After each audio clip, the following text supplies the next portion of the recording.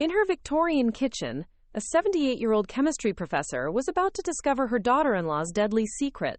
What started as morning coffee took a shocking turn when mysterious symptoms revealed attempted murder.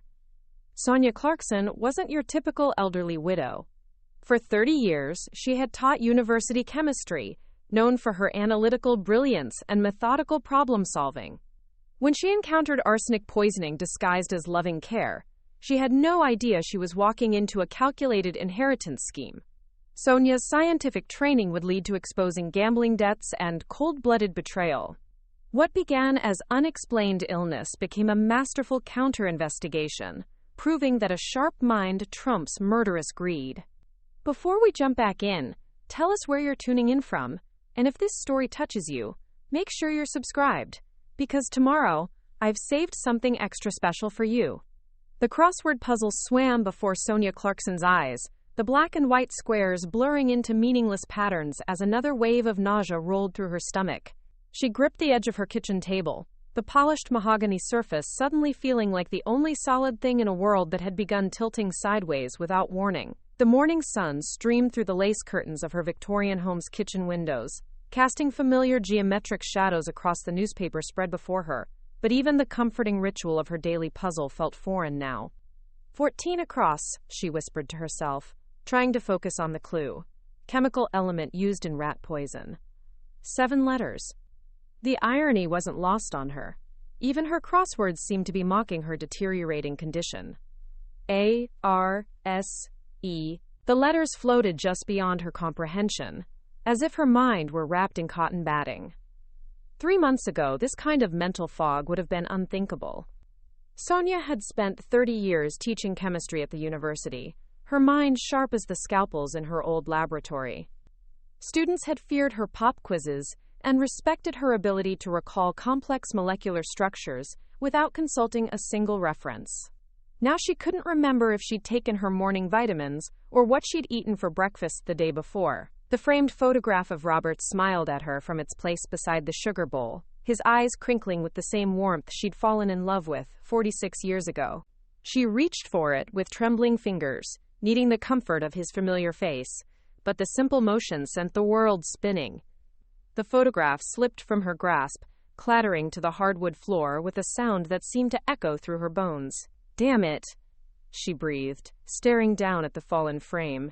The glass had cracked diagonally across Robert's face, splitting his gentle smile in two. The sight of it, her beloved husband's image damaged, brought tears to her eyes that had nothing to do with her physical discomfort. She'd dropped things before during these episodes, but never something so precious. As she struggled to bend down and retrieve the photograph, the familiar sound of Melissa's car in the driveway made her freeze. Her daughter-in-law's daily visits had become as regular as clockwork, arriving each morning at precisely 9:30 with what Sonia had begun to think of as aggressive cheerfulness. The woman's relentless solicitude should have been comforting, but instead it left Sonia feeling suffocated, as if she were drowning in unwanted kindness. The front door opened without a knock. Melissa had claimed the privilege of family, and her voice floated through the hallway with its practiced brightness. "Good morning, Mom. I brought your favorite blend from Thompson's." Sonia forced herself upright, leaving the broken photograph on the floor for the moment. She arranged her features into what she hoped was a welcoming expression, though the effort felt enormous. Melissa appeared in the kitchen doorway like a vision of domestic perfection, her blonde hair pulled back in a neat ponytail, her designer yoga outfit spotless despite the early hour. She carried a brown paper bag from the expensive coffee shop downtown and wore the kind of radiant smile that belonged in a toothpaste commercial. "Oh my goodness, what happened?" Melissa rushed forward, her blue eyes wide with concern as she noticed the photograph on the floor. "Are you hurt? Did you fall?" "Just clumsy," Sonia managed, accepting Melissa's helping hand as she eased back into her chair. Reached for Robert's picture and, "My hands aren't as steady as they used to be." Melissa tutted sympathetically as she knelt to collect the broken frame, handling it with exaggerated care. "We really should get you some of those non-slip mats, shouldn't we? And maybe consider moving some of these breakable things to safer places. At your age, Accidents can be so dangerous. At your age. The phrase grated against Sonia's nerves like fingernails on a chalkboard. She was 78, not 98, and until recently she'd been perfectly capable of managing her own household. But as Melissa fussed over the broken glass, sweeping up the shards with practiced efficiency, Sonia found herself wondering if perhaps her daughter-in-law was right. Perhaps she really was becoming a danger to herself. "Now let's get you some proper nourishment," Melissa announced, already moving toward the coffee maker with the purposeful stride of someone taking charge. "You look absolutely peaked this morning. Have you been eating enough? I worry about you rattling around in this big house all by yourself." Sonia watched as Melissa set about preparing the coffee with almost ritualistic precision. Every movement was deliberate, careful, measuring the grounds, adjusting the water level, setting out Sonia's favorite china cup with the delicate rose pattern. It was the same routine every morning, performed with the same maternal efficiency that somehow managed to feel both caring and condescending. "David called last night from Denver," Melissa said as she worked, not turning around. "The project's running longer than expected. He might be there another week." Of course he would be. David's work in civil engineering took him away from home with increasing frequency, leaving long stretches where Melissa's visits became Sonia's primary human contact. Not that she didn't appreciate her son's dedication to his career. She'd raised him to be hardworking and responsible. But sometimes she wondered if his absence was entirely coincidental, or if he simply found it easier to let his wife handle the uncomfortable reality of his mother's decline. "He sends his love, of course," Melissa continued, her hands moving with practiced motions as she prepared the coffee. "And he wanted me to remind you about your doctor's appointment next week. Though honestly, I'm not sure Dr. Reeves is taking your symptoms seriously enough. Maybe we should consider getting a second opinion." The coffee maker gurgled to life, filling the kitchen with the rich aroma that had once been one of Sonia's greatest pleasures. Now even the smell seemed to trigger a queasy sensation in her stomach, though she couldn't bring herself to admit it. Melissa had gone to such trouble to bring her the expensive blend, driving across town to the specialty shop that Sonia had mentioned enjoying years ago. "I've been thinking," Melissa said, finally turning around as the coffee finished brewing, "that maybe it's time to consider some additional help around here. Just a few hours a day, someone to handle the heavier cleaning. Maybe prepare some meals. You're trying to do too much on your own." Sonia's independent spirit flared at the suggestion, even through the fog of her illness. "I'm perfectly capable of managing my own home, thank you." "Of course you are, Mom." Melissa's tone was infinitely patient, the kind reserved for difficult children or confused elderly relatives. "I'm just thinking about your comfort. And your safety." She approached with the steaming cup, handling it with particular care that Sonia noticed through her haze of discomfort. For just a moment, as Melissa's hands wrapped around the delicate china, Sonia could swear she saw them trembling slightly. But when she blinked and looked again, her daughter-in-law's grip was perfectly steady, her smile serene and untroubled. "Here we are," Melissa said warmly, placing the cup before Sonia with a flourish. "The perfect remedy for whatever's troubling you. Drink up while it's hot." Sonia wrapped her own shaking fingers around the warm porcelain, grateful for both the heat and the familiar ritual. The first sip should have been comforting, but instead it seemed to intensify the roiling sensation in her stomach. Still, she forced herself to drink, unwilling to hurt Melissa's feelings after the woman had gone to such trouble. "Dr. Reeves should be here within the hour," Melissa announced, settling into the chair across from Sonia with her own cup. "I took the liberty of calling him when I noticed how poorly you've been looking lately. I hope you don't mind." Sonia didn't mind, exactly, but the presumption rankled. When had her life become something that required management by others? When had her own judgment become so unreliable that her daughter-in-law felt compelled to make medical decisions on her behalf? "I'm sure he'll just tell me the same thing he always does," Sonia said, setting down her cup with a slight grimace. "That I'm getting older and need to adjust my expectations." "Well, maybe that's true," Melissa replied gently. "But there's no shame in that, Mom. We all have to face the reality of aging eventually. The important thing is making sure you're comfortable and safe while you do it." The words were kind, reasonable even, but something in Melissa's tone made Sonia's skin crawl. Perhaps it was the way her daughter-in-law's eyes seemed to catalog every sign of weakness, every tremor and moment of confusion. Or perhaps it was simply the fact that Melissa seemed almost eager to discuss the inevitability of Sonia's decline, as if she were already planning for a future that didn't include an independent, capable Sonia Clarkson. Dr. Reeves arrived precisely on schedule, his familiar bulk filling the kitchen doorway with reassuring competence. Michael had been Robert's friend long before he became Sonia's physician, and his presence usually brought comfort. Today, however, his examination felt perfunctory, his questions routine. "Blood pressure's a bit elevated," he announced, unwrapping the cuff from Sonia's arm. "But nothing alarming for someone your age. The fatigue and occasional confusion you've been experiencing are quite normal, I'm afraid. The body simply doesn't process nutrients as efficiently as we get older." "But doctor," Melissa interjected from her position by the sink, "she's been having these episodes almost daily now. Surely that's cause for concern?" Dr. Reeves glanced between the two women, his expression thoughtful. "Has there been any change in diet? New medications? Unusual stress?" Sonia shook her head, though the motion made her dizzy. "Nothing I can think of. I eat the same foods I always have, take the same vitamins. The only change has been..." She gestured vaguely at her overall condition. "Age," Dr. Reeves said not unkindly. "It's the most significant change any of us face, and unfortunately, it's not negotiable. I'm going to prescribe a stronger multivitamin and suggest you consider some gentle exercise. Perhaps Melissa could help you establish a walking routine?" "Of course," Melissa said immediately. "Whatever Mom needs." After Dr. Reeves left, promising to check in again the following week, Melissa lingered to tidy up the kitchen.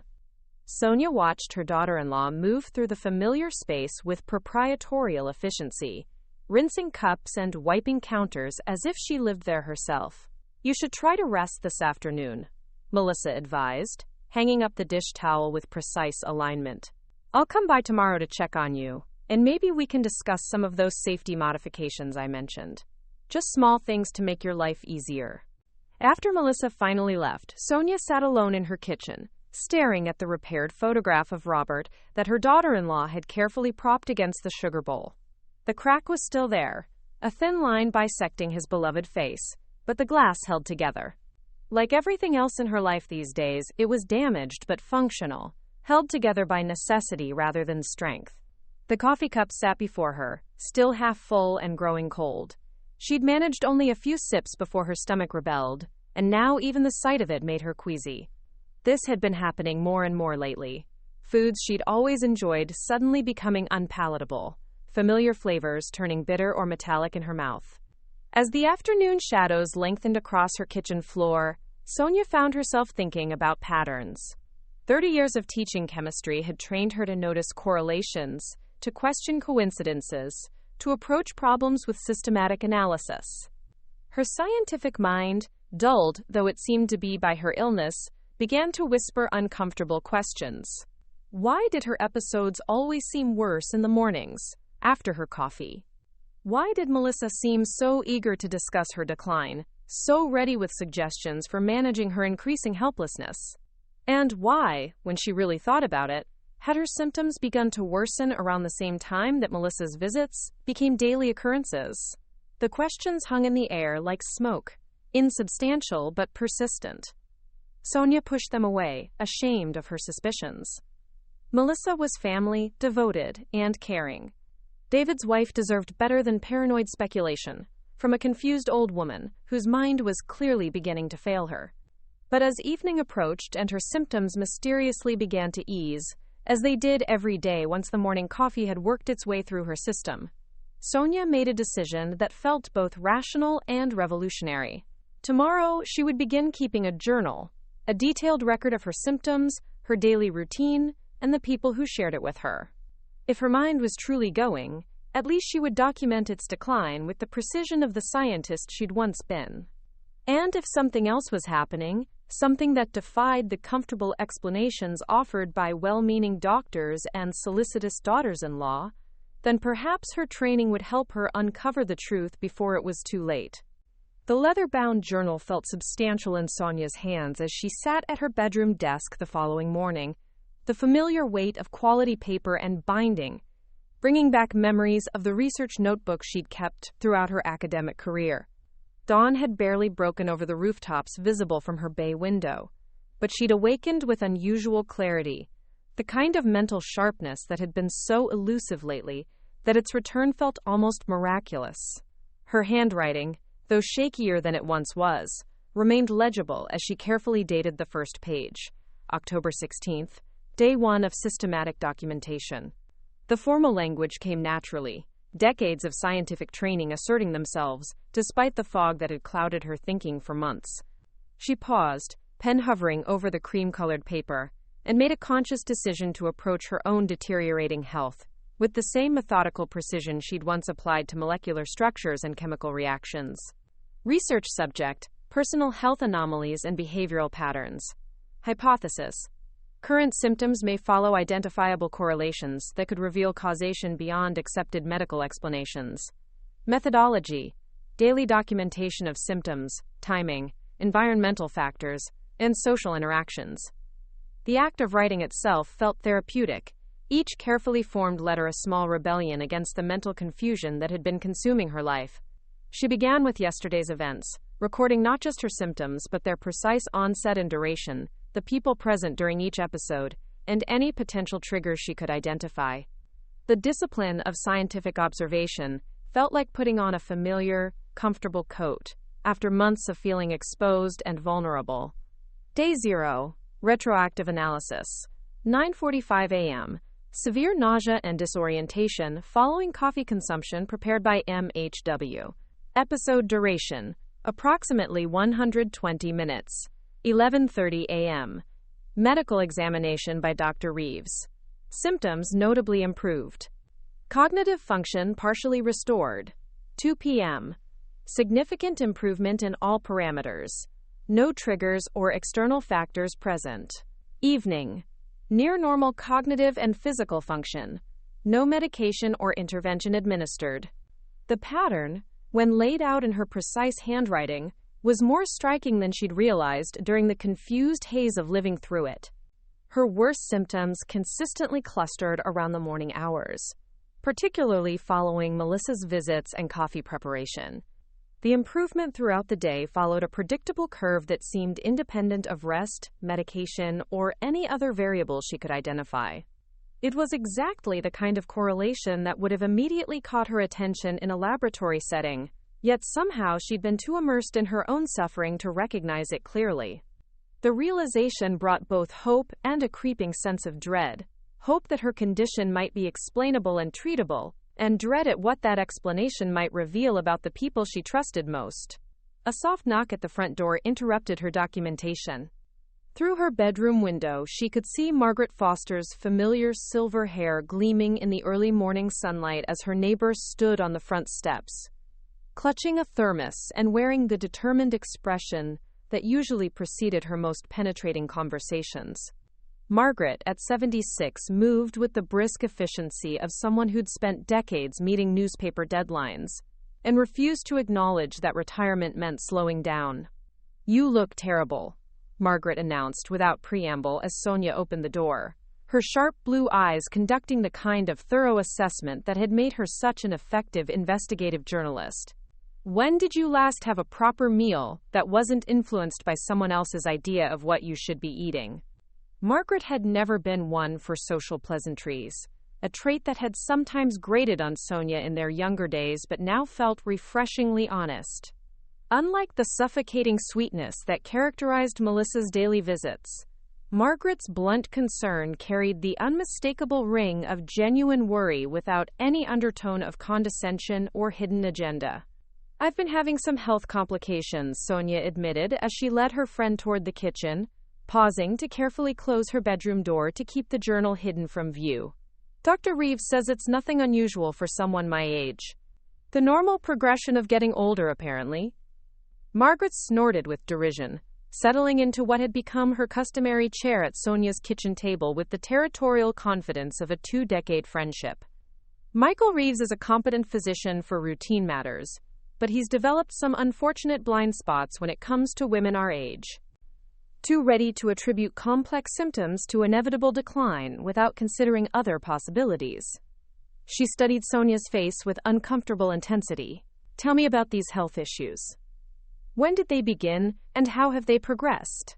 The question sounded casual, but Sonia recognized the underlying sharpness that had made Margaret such an effective journalist throughout her career. Even in retirement, her friend's investigative instincts remained as finely tuned as a precision instrument, automatically detecting inconsistencies and probing for the stories that others might miss. It started about 3 months ago, Sonia said, grateful to have someone genuinely interested in the details, rather than simply offering platitudes about aging gracefully. Fatigue initially, then episodes of nausea, memory lapses, periods of confusion and disorientation. The symptoms have been intensifying gradually, following what seems like a predictable pattern of deterioration.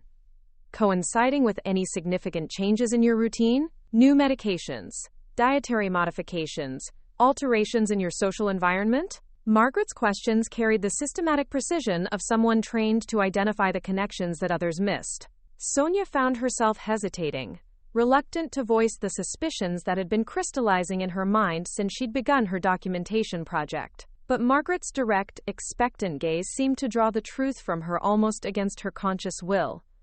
Melissa has become exceptionally attentive recently.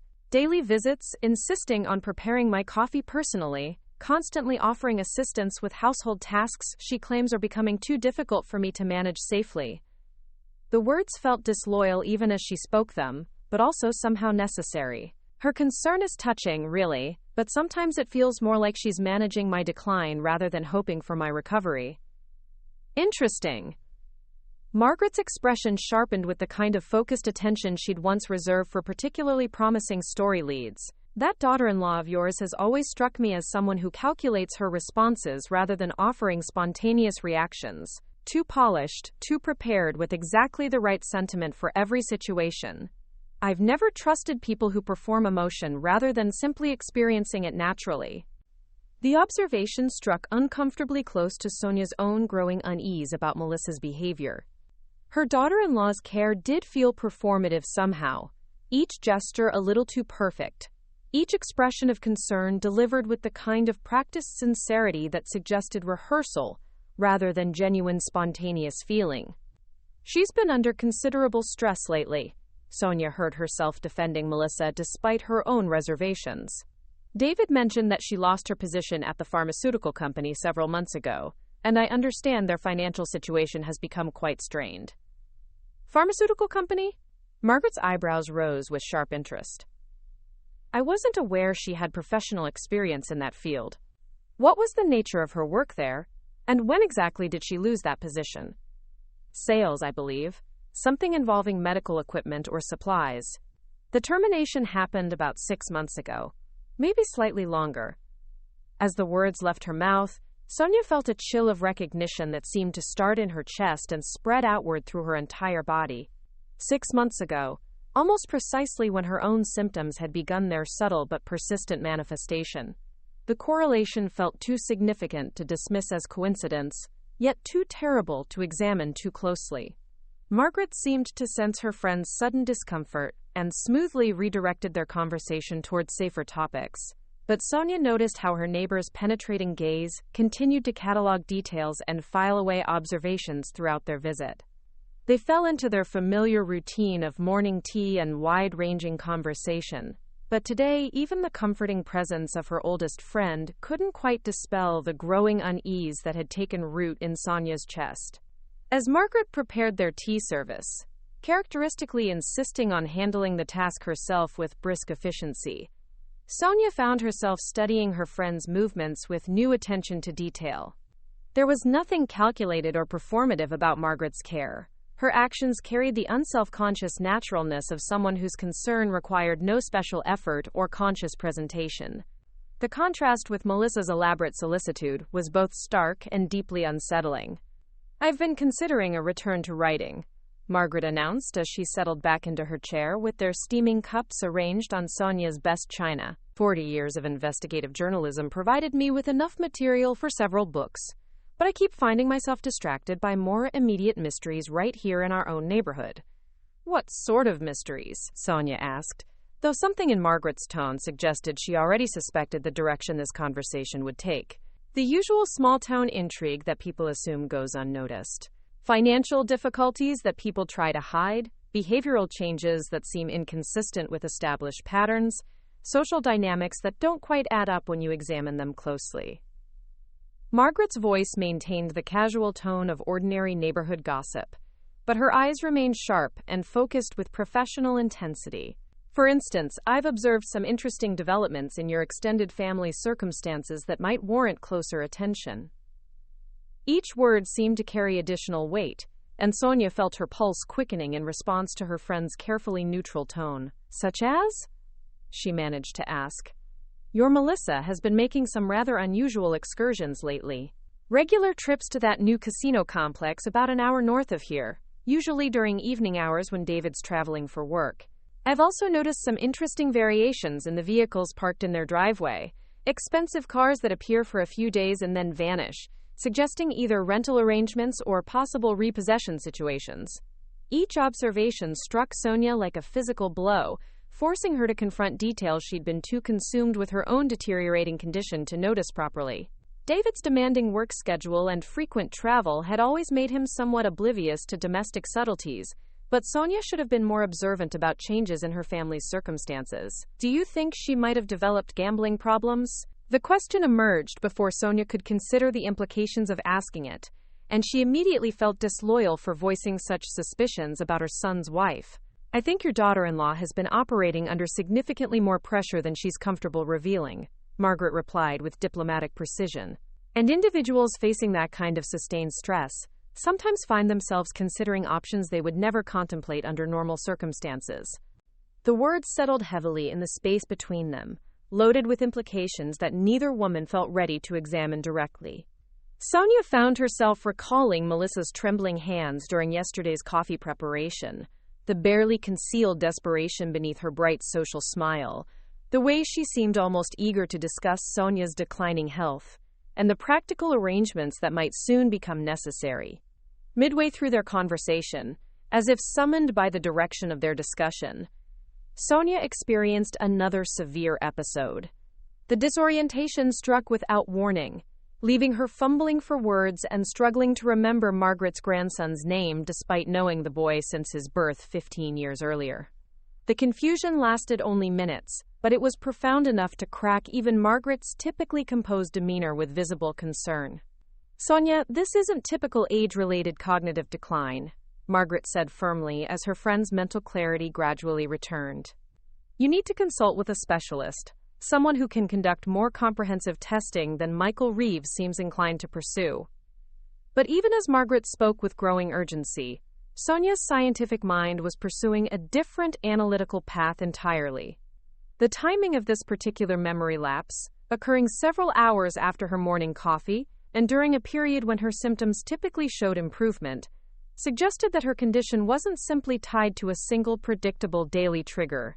If her episodes were naturally occurring, they should follow more consistent patterns related to fatigue, medication, timing, or other physiological factors.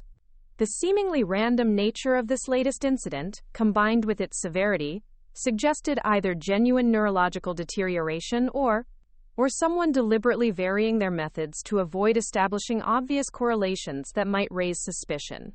The thought struck her with devastating clarity, terrifying in its implications yet compelling in its cold logic. If someone were systematically causing her symptoms, they would need to avoid patterns obvious enough to attract medical attention or family concern. Occasional severe episodes at unexpected times would provide perfect camouflage for a more systematic interference with her health. After Margaret departed with promises to check on her again within a few days, Sonia returned to her bedroom journal with renewed sense of purpose and growing dread. She had approximately 3 hours before Melissa's predictable arrival, 3 precious hours to establish a more comprehensive documentation system before the next phase of her unwitting participation in whatever was happening to her. This time, she approached her record-keeping with the full methodological rigor of her professional training. She created detailed columns for symptom severity, precise timing, potential triggers, environmental factors, and most importantly, a comprehensive log of everyone who had access to her food, beverages, and medications. She meticulously recorded everything she could recall about Melissa's recent behavior, David's travel schedule, and her own daily routines. Most critically, she began implementing a systematic evidence collection protocol.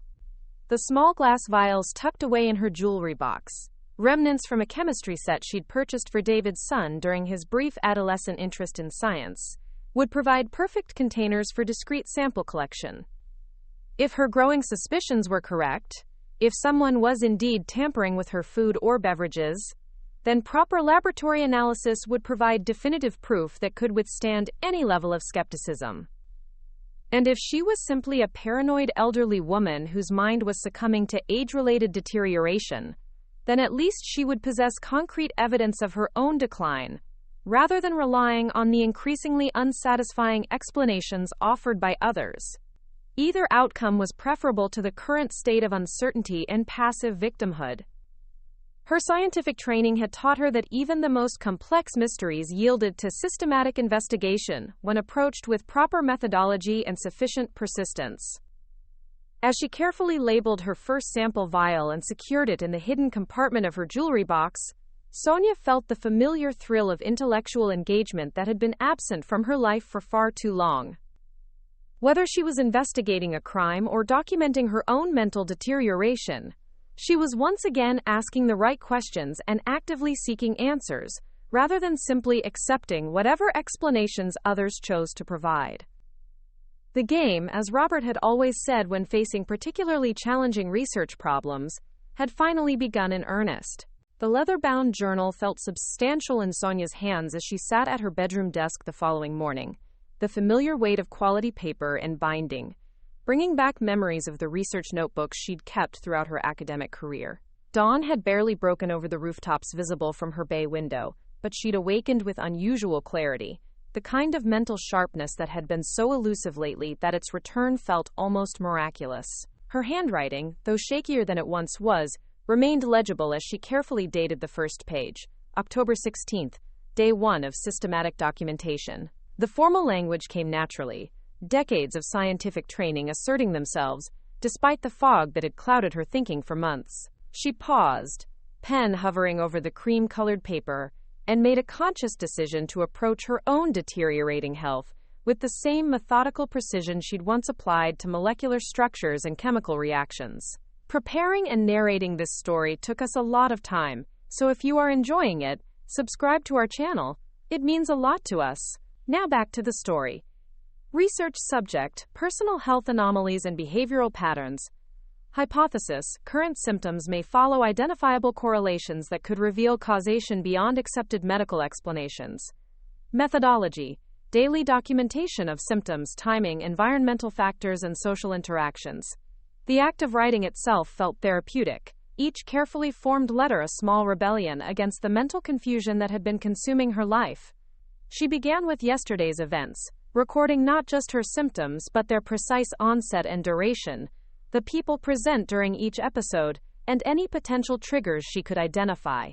The discipline of scientific observation felt like putting on a familiar, comfortable coat after months of feeling exposed and vulnerable. Day 0, retroactive analysis. 9:45 a.m., severe nausea and disorientation following coffee consumption, prepared by MHW. Episode duration, approximately 120 minutes. 11:30 a.m., medical examination by Dr. Reeves. Symptoms notably improved. Cognitive function partially restored. 2 p.m., significant improvement in all parameters.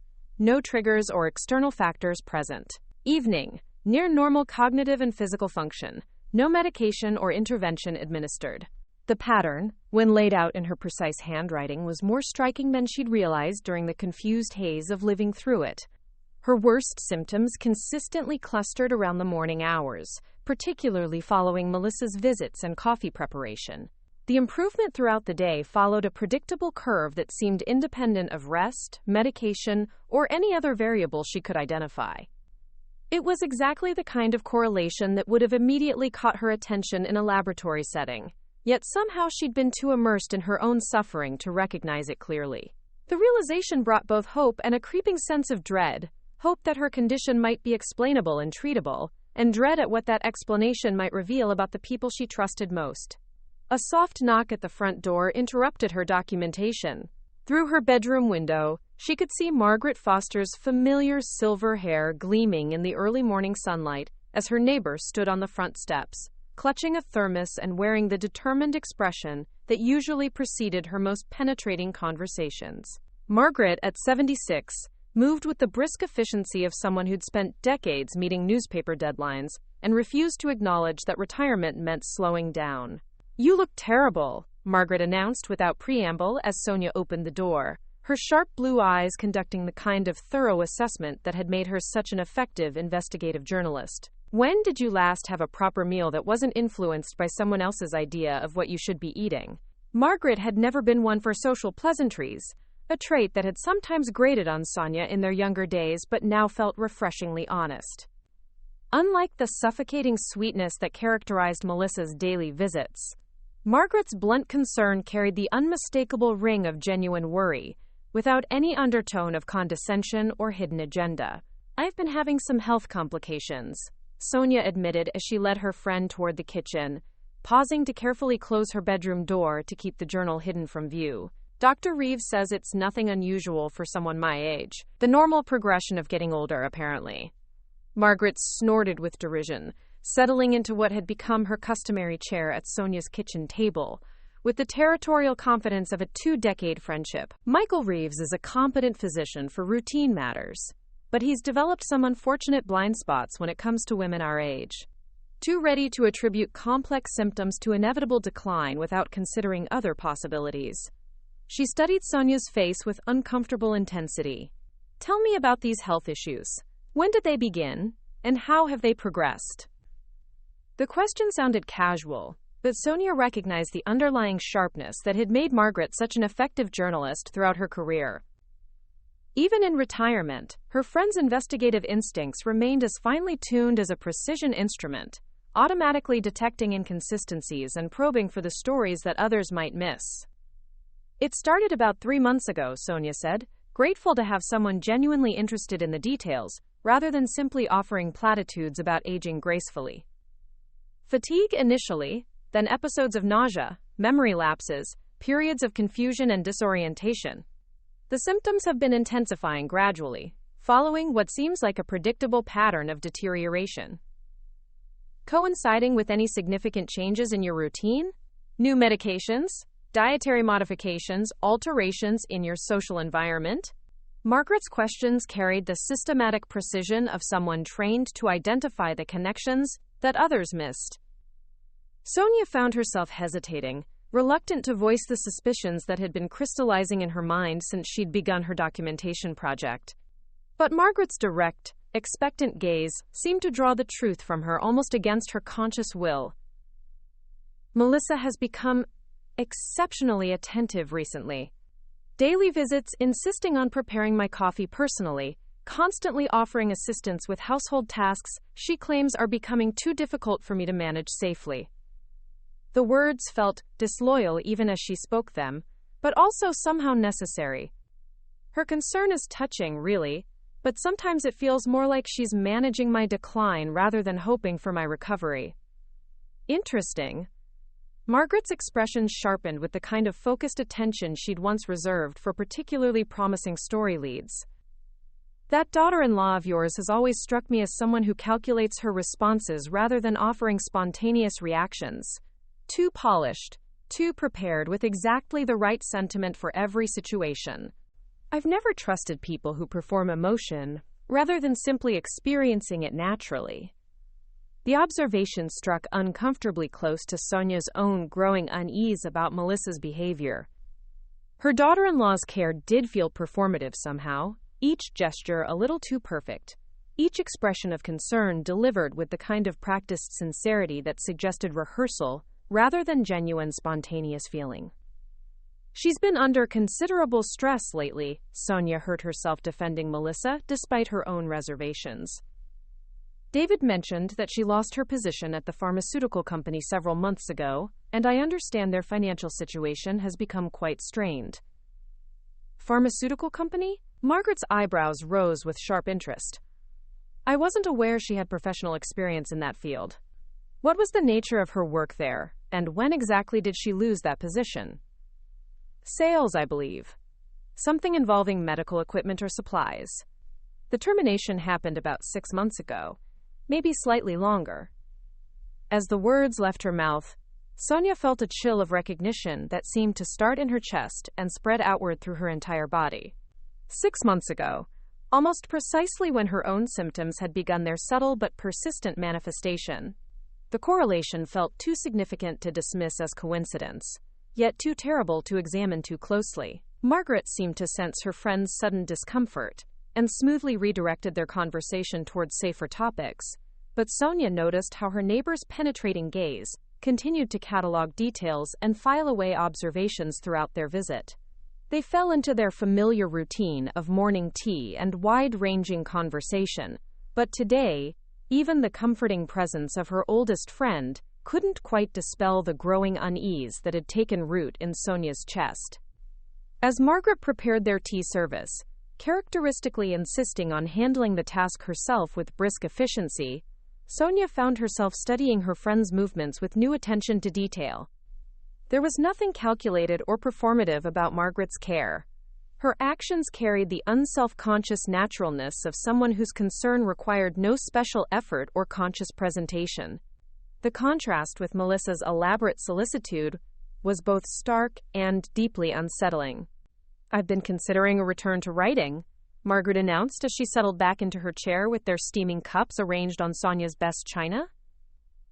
40 years of investigative journalism provided me with enough material for several books, but I keep finding myself distracted by more immediate mysteries right here in our own neighborhood. What sort of mysteries? Sonia asked, though something in Margaret's tone suggested she already suspected the direction this conversation would take. The usual small-town intrigue that people assume goes unnoticed. Financial difficulties that people try to hide, behavioral changes that seem inconsistent with established patterns, social dynamics that don't quite add up when you examine them closely.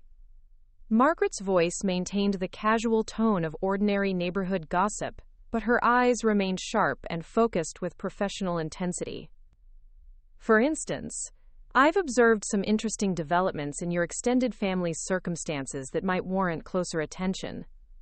Each word seemed to carry additional weight, and Sonia felt her pulse quickening in response to her friend's carefully neutral tone. Such as? She managed to ask. Your Melissa has been making some rather unusual excursions lately. Regular trips to that new casino complex about an hour north of here, usually during evening hours when David's traveling for work. I've also noticed some interesting variations in the vehicles parked in their driveway. Expensive cars that appear for a few days and then vanish, suggesting either rental arrangements or possible repossession situations.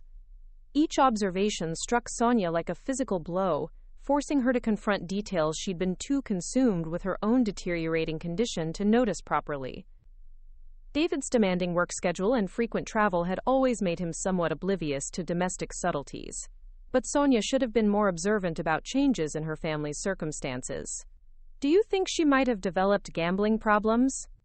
The question emerged before Sonia could consider the implications of asking it, and she immediately felt disloyal for voicing such suspicions about her son's wife. I think your daughter-in-law has been operating under significantly more pressure than she's comfortable revealing, Margaret replied with diplomatic precision. And individuals facing that kind of sustained stress sometimes find themselves considering options they would never contemplate under normal circumstances. The words settled heavily in the space between them, loaded with implications that neither woman felt ready to examine directly. Sonia found herself recalling Melissa's trembling hands during yesterday's coffee preparation, the barely concealed desperation beneath her bright social smile, the way she seemed almost eager to discuss Sonia's declining health and the practical arrangements that might soon become necessary. Midway through their conversation, as if summoned by the direction of their discussion, Sonia experienced another severe episode. The disorientation struck without warning, leaving her fumbling for words and struggling to remember Margaret's grandson's name, despite knowing the boy since his birth 15 years earlier. The confusion lasted only minutes, but it was profound enough to crack even Margaret's typically composed demeanor with visible concern. "Sonia, this isn't typical age-related cognitive decline," Margaret said firmly as her friend's mental clarity gradually returned. "You need to consult with a specialist, someone who can conduct more comprehensive testing than Michael Reeves seems inclined to pursue." But even as Margaret spoke with growing urgency, Sonia's scientific mind was pursuing a different analytical path entirely. The timing of this particular memory lapse, occurring several hours after her morning coffee and during a period when her symptoms typically showed improvement, suggested that her condition wasn't simply tied to a single predictable daily trigger. If her episodes were naturally occurring, they should follow more consistent patterns related to fatigue, medication timing, or other physiological factors. The seemingly random nature of this latest incident, combined with its severity, suggested either genuine neurological deterioration or someone deliberately varying their methods to avoid establishing obvious correlations that might raise suspicion. The thought struck her with devastating clarity, terrifying in its implications, yet compelling in its cold logic. If someone were systematically causing her symptoms, they would need to avoid patterns obvious enough to attract medical attention or family concern. Occasional severe episodes at unexpected times would provide perfect camouflage for a more systematic interference with her health. After Margaret departed with promises to check on her again within a few days, Sonia returned to her bedroom journal with renewed sense of purpose and growing dread. She had approximately 3 hours before Melissa's predictable arrival. 3 precious hours to establish a more comprehensive documentation system before the next phase of her unwitting participation in whatever was happening to her. This time, she approached her record-keeping with the full methodological rigor of her professional training. She created detailed columns for symptom severity, precise timing, potential triggers, environmental factors, and most importantly, a comprehensive log of everyone who had access to her food, beverages, and medications. She meticulously recorded everything she could recall about Melissa's recent behavior, David's travel schedule, and her own daily routines. Most critically, she began implementing a systematic evidence collection protocol. The small glass vials tucked away in her jewelry box, remnants from a chemistry set she'd purchased for David's son during his brief adolescent interest in science, would provide perfect containers for discrete sample collection. If her growing suspicions were correct, if someone was indeed tampering with her food or beverages, then proper laboratory analysis would provide definitive proof that could withstand any level of skepticism. And if she was simply a paranoid elderly woman whose mind was succumbing to age-related deterioration, then at least she would possess concrete evidence of her own decline, rather than relying on the increasingly unsatisfying explanations offered by others. Either outcome was preferable to the current state of uncertainty and passive victimhood. Her scientific training had taught her that even the most complex mysteries yielded to systematic investigation when approached with proper methodology and sufficient persistence. As she carefully labeled her first sample vial and secured it in the hidden compartment of her jewelry box, Sonia felt the familiar thrill of intellectual engagement that had been absent from her life for far too long. Whether she was investigating a crime or documenting her own mental deterioration, she was once again asking the right questions and actively seeking answers, rather than simply accepting whatever explanations others chose to provide. The game, as Robert had always said when facing particularly challenging research problems, had finally begun in earnest.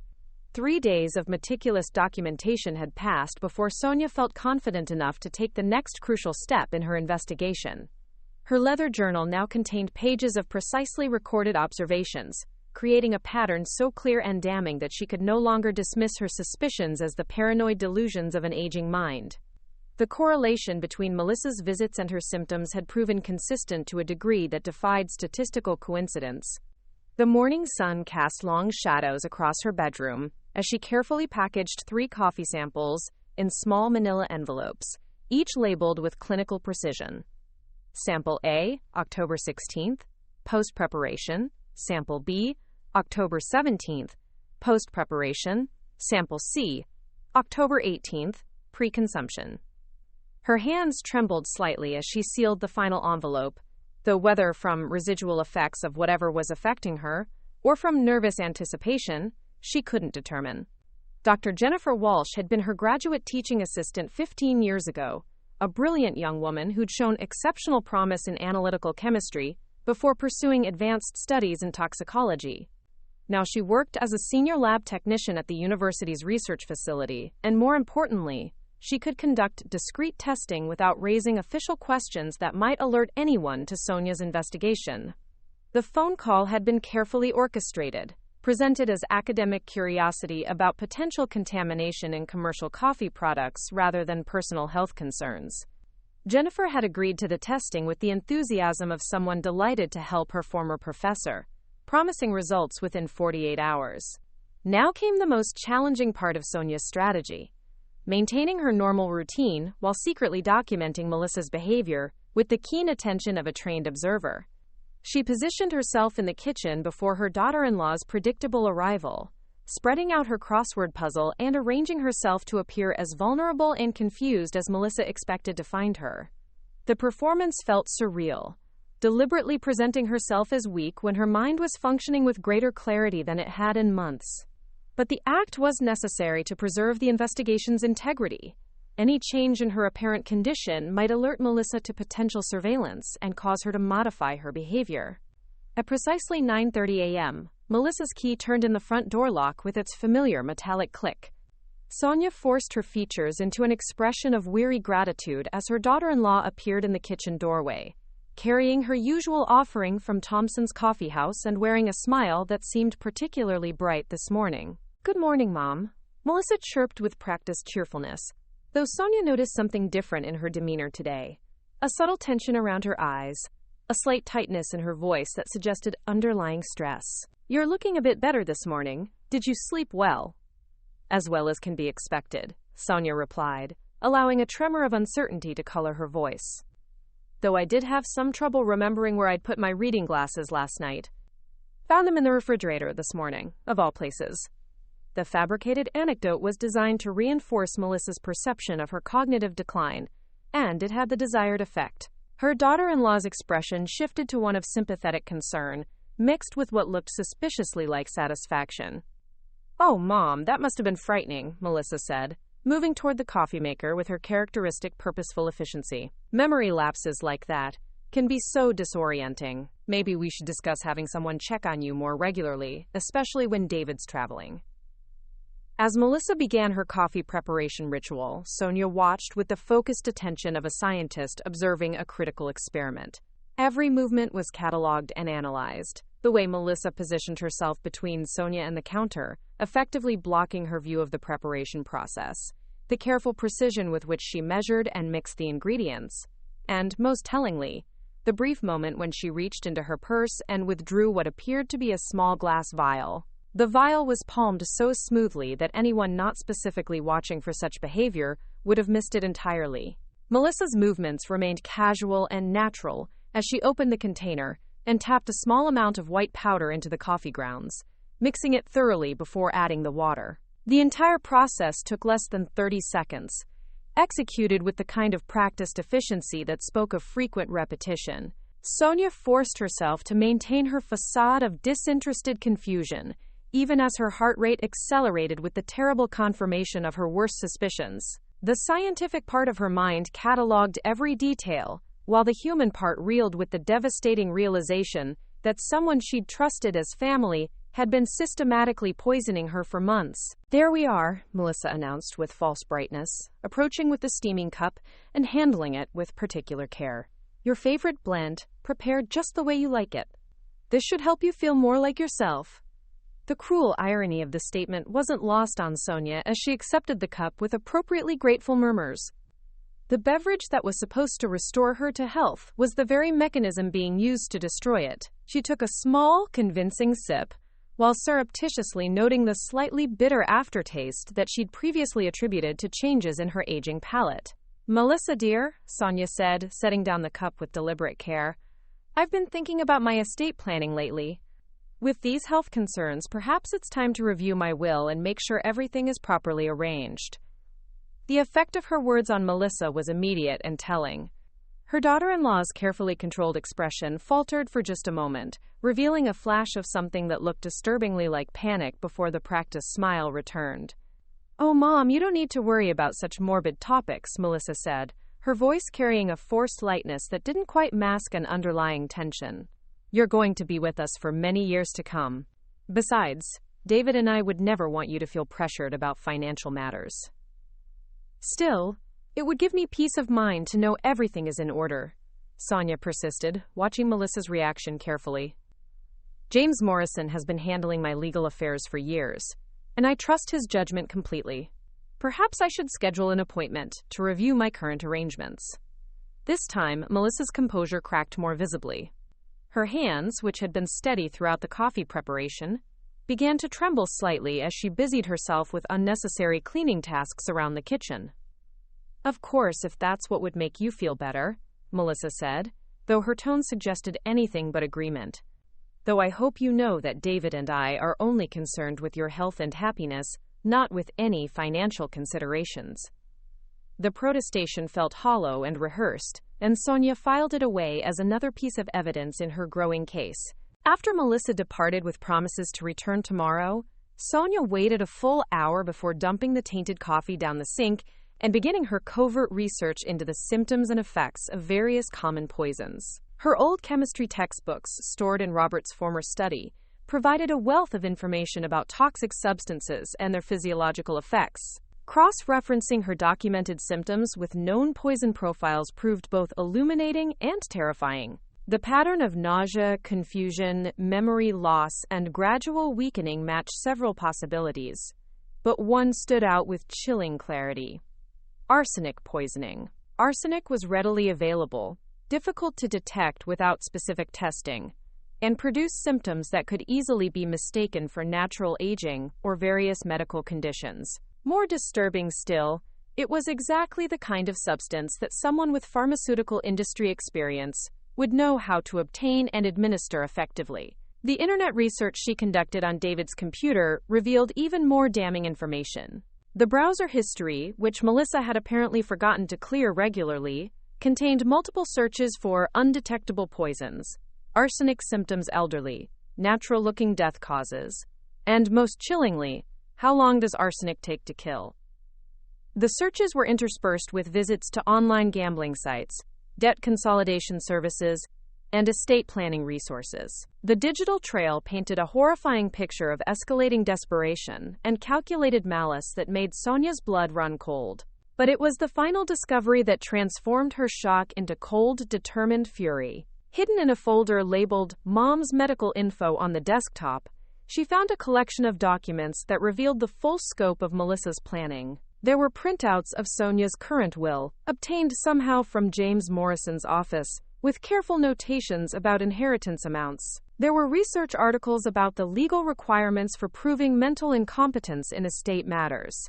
Most damning of all, there was a draft letter to a funeral home, supposedly written in David's name, inquiring about, quote, pre-need arrangements for his mother. The letter was dated 3 weeks ago, during a period when Sonia's symptoms had been particularly severe. The cold calculation required to research funeral arrangements while actively working to cause the death they would facilitate revealed a level of callousness that left Sonia feeling physically sick. When Jennifer Walsh called that afternoon with the laboratory results, Sonia was almost beyond shock.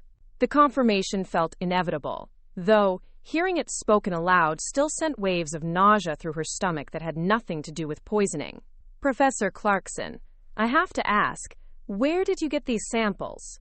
Jennifer's voice carried professional concern mixed with barely concealed alarm. All three tested positive for arsenic trioxide at concentrations that would be extremely dangerous if consumed regularly.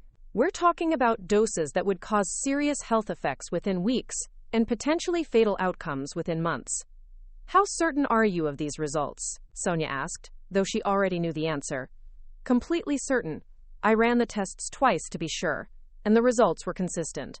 "Professor, if someone is consuming coffee with this level of contamination regularly, they need immediate medical attention, and the source needs to be identified and eliminated immediately.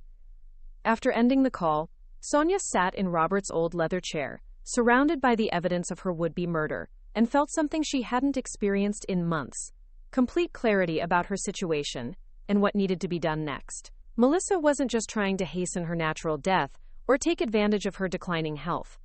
She was actively, systematically, and with careful premeditation, murdering her for inheritance money that would solve her gambling debts and financial troubles. The betrayal was complete and devastating, made worse by the realization that David's frequent absences had provided perfect cover for his wife's crimes. But Melissa had made one crucial error in her calculations. She had underestimated the woman she was trying to kill. Sonia Clarkson had spent 30 years teaching students to think systematically, to question assumptions, and to follow evidence wherever it led. She had survived the deaths of her parents, the loss of her beloved husband, and decades of academic politics by maintaining her intellectual integrity and refusing to be intimidated by those who underestimated her capabilities. She would not be anyone's victim, especially not someone who had violated the most fundamental bonds of family trust. As evening approached and her symptoms began their familiar daily improvement, Sonia began planning her counter-strategy with the same methodical precision she'd once applied to complex research problems. She had evidence, she had understanding of the mechanism being used against her, and most importantly, she had the element of surprise. Melissa believed she was slowly killing a confused, helpless old woman whose mind was too deteriorated to recognize what was happening to her. She had no idea that her intended victim was now fully aware of the situation and preparing to fight back with every resource at her disposal. The student was about to receive a final lesson from her intended victim, and it would be one she would never forget. James Morrison's office had always felt like a sanctuary to Sonia, with its dark wood paneling and leather-bound law books creating an atmosphere of old-world reliability. But today, as she sat across from her attorney with laboratory reports and printed evidence spread between them, the familiar space felt charged with dangerous urgency. "Sonia, what you're describing is attempted murder," James said quietly, his usually composed demeanor shaken as he reviewed the arsenic test results for the third time. "We need to contact the police immediately." "Not yet," Sonia replied firmly, surprising herself with the steadiness of her voice. "If we move too quickly, Melissa will simply deny everything and claim I'm a confused elderly woman having paranoid delusions. We need irrefutable evidence that will stand up in court." James leaned back in his chair, studying her with the careful attention he'd always given to complex legal problems. "What are you proposing?" "I want to change my will first, secretly. Make it clear that Melissa inherits nothing, while maintaining the appearance that nothing has changed. Meanwhile, I'll continue documenting her crimes while working with law enforcement to build a prosecutable case." The attorney's eyebrows rose sharply. "You want to continue letting her poison you?" "I want to control the situation instead of being its victim," Sonia corrected. "Dr. Reeves can treat the arsenic poisoning discreetly while I appear to continue declining. Melissa needs to believe her plan is working until we have enough evidence to ensure conviction." Within hours, James had drawn up new estate documents that would devastate Melissa's financial hopes. Instead of the substantial inheritance she expected, David's wife would receive only a token bequest, with the bulk of Sonia's $2.3 million estate going to educational charities and medical research. The revised will was executed with proper witnesses and secured in James's vault, though publicly, nothing appeared changed. Dr. Reeves proved more difficult to convince. When Sonia presented him with the laboratory results during what appeared to be a routine follow-up appointment, his face went pale with shock and professional outrage. "My God, Sonia. The dosage levels Jennifer found. You're lucky to be alive," he whispered, glancing toward his office door as if Melissa might materialize at any moment. "We need to start chelation therapy immediately and get you away from the source of exposure." "I need you to treat me without alerting anyone to what we've discovered," Sonia insisted. "The poisoning has to appear to continue while we gather evidence. Can you do that?" Dr. Reeves struggled visibly with the request, his medical oath to, quote, "do no harm," warring with his understanding of the larger justice that needed to be served. Finally, he nodded grimly. I can provide treatments that will minimize the damage while maintaining the appearance of your continued decline. But Sonia, this is extraordinarily dangerous.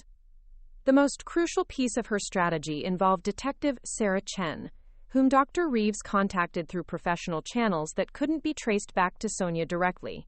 Detective Chen arrived at Sonia's home during one of Melissa's absences, her calm competence immediately reassuring. Mrs. Clarkson, attempted murder of an elderly person is something we take very seriously, Detective Chen said as she reviewed the evidence Sonia had compiled. But your attorney is right. We need more than laboratory results and suspicious behavior to ensure conviction. Would you be willing to cooperate in a controlled investigation? Sonia felt a thrill of vindication at being treated as a competent partner rather than a helpless victim. What do you need me to do? Continue your normal routine, but we'll install surveillance equipment to document the poisoning attempts. I'll also need you to maintain detailed records of every interaction while we investigate her financial situation and establish motive. The hidden cameras were installed the next morning by technicians posing as cable repair workers. Tiny devices in the kitchen and living room would capture Melissa's actions while remaining completely invisible to casual observation. Sonia tested the system that afternoon, watching with grim satisfaction as the monitor clearly showed every detail of her kitchen counter. That evening, as she sat in her bedroom reviewing the day's developments, Sonia realized she felt more energetic and mentally sharp than she had in months.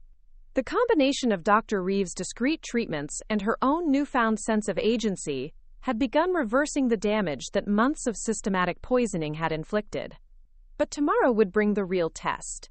Melissa would arrive with her poisoned coffee, unaware that her every move was being recorded, and that her intended victim was no longer the confused, helpless woman she believed herself to be murdering. The game had indeed begun in earnest, but now Sonia held all the cards. The performance required for the next phase of her plan demanded acting skills that Sonia had never known she possessed. As she sat at her kitchen table the following morning, arranging herself in the familiar pose of confused vulnerability, she felt the strange duality of being simultaneously weaker and stronger than she had in months. Dr. Reeves' discreet chelation treatments were slowly purging the arsenic from her system, but she needed to appear as if her decline was accelerating rather than reversing. At 9:30 a.m. precisely, Melissa's key turned in the lock with its familiar click, and Sonia forced her features into an expression of grateful relief that masked the cold calculation now driving her every action. The hidden cameras were recording everything. Detective Chen was monitoring from a van parked discreetly down the street, and the trap was finally set. "Good morning, Mom," Melissa called out with her characteristic brightness, though Sonia's trained eye caught the subtle signs of increased stress, the tight lines around her daughter-in-law's eyes, the barely perceptible tremor in her voice. "I brought your favorite blend, and I have some wonderful news to share." Sonia looked up with manufactured confusion, allowing a slight tremor to color her voice. "News? I'm sorry, dear, but I'm having trouble focusing this morning. I couldn't remember how to work the coffee maker earlier." The fabricated admission had the desired effect. Melissa's expression shifted to one of sympathetic concern, mixed with what looked disturbingly like anticipation. Her daughter-in-law moved toward the coffee maker with purposeful efficiency, positioning herself to block Sonia's view of the preparation process just as she had countless times before. "That's perfectly understandable, Mom," Melissa said with practiced patience. "These little memory lapses are completely normal at your age. In fact, that's part of what I wanted to discuss with you today." As Melissa began her coffee ritual, Sonia watched with the focused attention of someone observing a performance she'd seen many times before, but now with full knowledge of its deadly choreography. Every movement was cataloged for the hidden cameras, the casual reach into her purse, the palmed vial, the smooth addition of white powder to the coffee grounds. "David and I have been talking," Melissa continued as she worked, her voice carrying a note of carefully manufactured concern. "And we think it might be time to consider some additional support for you. Perhaps someone who could stay here during the day, help with meals and medications, make sure you're safe." The suggestion sent a chill through Sonia that had nothing to do with her physical condition. A live-in caregiver would complicate Melissa's poisoning regimen significantly, which meant her daughter-in-law was likely planning to accelerate her timeline for murder. I don't think I need that level of care yet, Sonia protested weakly, playing her role while internally calculating the implications of Melissa's suggestion. I've been managing fine on my own. Of course you have, Mom, Melissa replied with infinite patience, approaching with the steaming cup that contained what Sonia now knew was a carefully measured dose of poison. But we just want to make sure you're comfortable and safe. Here, drink this while it's hot. It should help clear your head a bit. Sonia accepted the cup with appropriately grateful murmurs, taking a small sip while noting the familiar bitter aftertaste that she now understood was the flavor of deliberate murder. The hidden cameras captured every detail of the exchange, building the visual evidence that would be crucial for prosecution. Actually, Melissa, Sonia said, setting down the cup with deliberate care, I've been thinking about David's birthday next week. I'd like to plan something special for him, but I'm worried I might forget important details or become confused during the celebration. The mention of David's birthday provided the perfect opportunity to execute the next phase of her strategy. She had already coordinated with James Morrison to time the revelation of her changed will, but first, she needed to create a scenario that would demonstrate the full extent of Melissa's callousness. That's such a thoughtful idea, Mom, Melissa said, though her tone suggested she found the concept more troubling than touching. But are you sure you're up to planning a party? With your recent memory issues. Perhaps you're right, Sonia agreed with manufactured uncertainty. Sometimes I feel like I'm losing pieces of myself. Yesterday, I couldn't remember where I'd put my jewelry box, and this morning I found it in the pantry. I don't even remember moving it there. The fabricated anecdote was designed to suggest advancing dementia, and it had the desired effect. Melissa's eyes lit up with what could only be described as predatory interest. Mom, that's exactly the kind of thing that worries David and me, Melissa said, settling into the chair across from Sonia with renewed energy. Memory displacement like that can be a sign of more serious cognitive decline.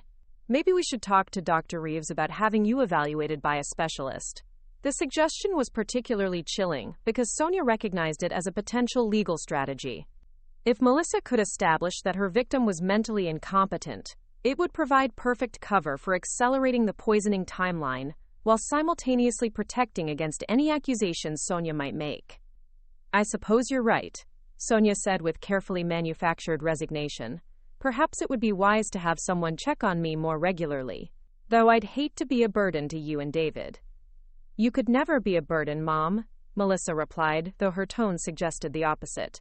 We're family, and family takes care of each other. In fact, I was thinking that if Dr. Reeves recommends additional supervision, I could arrange to stay here some nights when David's traveling, just to make sure you're safe. The offer sent ice through Sonia's veins. Melissa was positioning herself for round-the-clock access to her victim, which would allow for much higher doses of poison and a correspondingly faster timeline for murder. The desperation underlying the suggestion was palpable. Melissa's gambling debts and financial pressures were clearly reaching a crisis point that demanded immediate resolution. That's very generous of you, dear, Sonia managed to say, though every instinct screamed against accepting such close proximity to her would-be killer. Though I wouldn't want to impose on your time with David. Don't be silly, Mom. David would want me to do whatever's necessary to keep you comfortable and safe. Besides, Melissa's smile took on a particularly unsettling quality. It's not like it would be for very long. At your age, with these health issues, it's really just a matter of making sure your remaining time is as pleasant as possible. The casual reference to Sonia's limited remaining time revealed the full extent of Melissa's calculating coldness. Her daughter-in-law was discussing her impending death with the detached professionalism of someone planning a business transaction rather than the murder of a family member. As Melissa prepared to leave that morning, promising to discuss the supervision arrangements with David that evening, Sonia felt the familiar relief that came with her poisoner's departure. But this time, the relief was tempered by urgency. Melissa's increasingly aggressive timeline meant that the final confrontation needed to happen soon, before her desperation led to a fatal miscalculation in dosage. That afternoon, Detective Chen reviewed the morning's surveillance footage with grim satisfaction. The hidden cameras had captured every detail of Melissa's poisoning routine, providing visual evidence that would be impossible to dispute in court. She's getting bolder, Detective Chen observed as they watched Melissa palm the vial and add its contents to the coffee grounds. The way she's talking about accelerating your care arrangements suggests she's feeling pressure to finish what she started. How much more evidence do we need? Sonia asked, exhaustion from her performance finally catching up with her. We're close, the detective replied.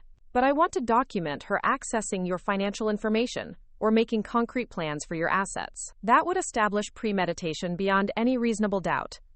As evening approached and her symptoms began their familiar daily improvement, Sonia realized that tomorrow might bring the final act of this deadly drama. Melissa's desperation was reaching a crescendo, and desperate people made fatal mistakes. The student was about to learn that her intended victim had become the teacher, and the lesson would be delivered with all the precision and authority that had made Professor Sonia Clarkson a force to be reckoned with throughout her academic career. The discovery came by accident, though Sonia would later realize that Melissa's growing desperation had made such carelessness inevitable.